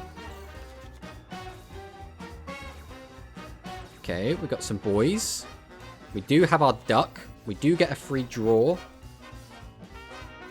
So this should be lethal through most things. Double piercing and change its battle position. Oh, it's only going to be single piercing, so we only got this guy. Oh, now it's double piercing. Okay, so this is lethal through anything, right? There's nothing in the game that could physically stop this now. And Curtain of Sparks certainly is not going to stop it. So yeah, other than your opponent like misplaying slightly, I didn't actually check what attributes he had in the graveyard. He might have only had 1 or 2 different attributes in the graveyard and it wouldn't have mattered. Actually, it would have mattered at the end of the day because you went under 100 life points, but other than that, very, very tasty looking game. Very, very tasty. But with that, I think that is going to be the end of today's stream. We've been going for 3 hours, which is our usual. We usually play for about 3 hours. So I don't think there's anyone even on Rush or really doing much of anything today. Especially considering one of the only other people here has NFT in their name, and I don't really want to raid into someone who has NFT. So that's probably just going to be it for today. But we will be back again on Thursday. And on Thursday, we'll be playing something else new. I'm not really sure what it will be. I use it to either unbrick on too many high levels or set up duck. I run 5 level 7s, so it helps with not bricking on high level. I mean, that makes sense. 100%. But yeah, we'll be back on Thursday. We will probably be playing the Roa Roman skill, which means it will probably just be more Royal Rebels, but now with a psychic tinge. We'll have to see how that actually goes. I don't actually know what other decks we want to play. We've already kind of played zombies. We've played this now. We played psychics. So we kind of played like most of the new stuff. Like Thunder, I guess, is the other big deck we haven't played yet. But we don't really want to revisit Thunder too soon. So we're probably going to try out Roa Roman on the Thursday, be at the exact same time.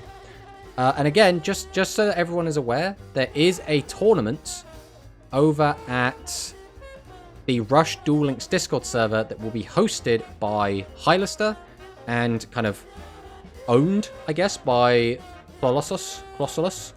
So I don't know if I have access to actually show that or not.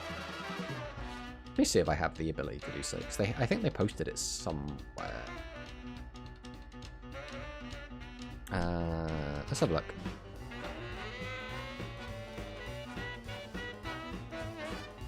This might be too much effort for me to do right now. But yeah, if anyone is on the Rush Duel Links server, which is Colossus' server, there is a tournament on tonight. It's in about 3 hours. So if anyone wants to play in a Rush Duel tournament, the Rush Duel Links server, go over there, sign up, play some games. I can't play tonight, unfortunately. It starts at a really weird time for me. But that's all I got for today. Thanks for watching, and I'll see you next time.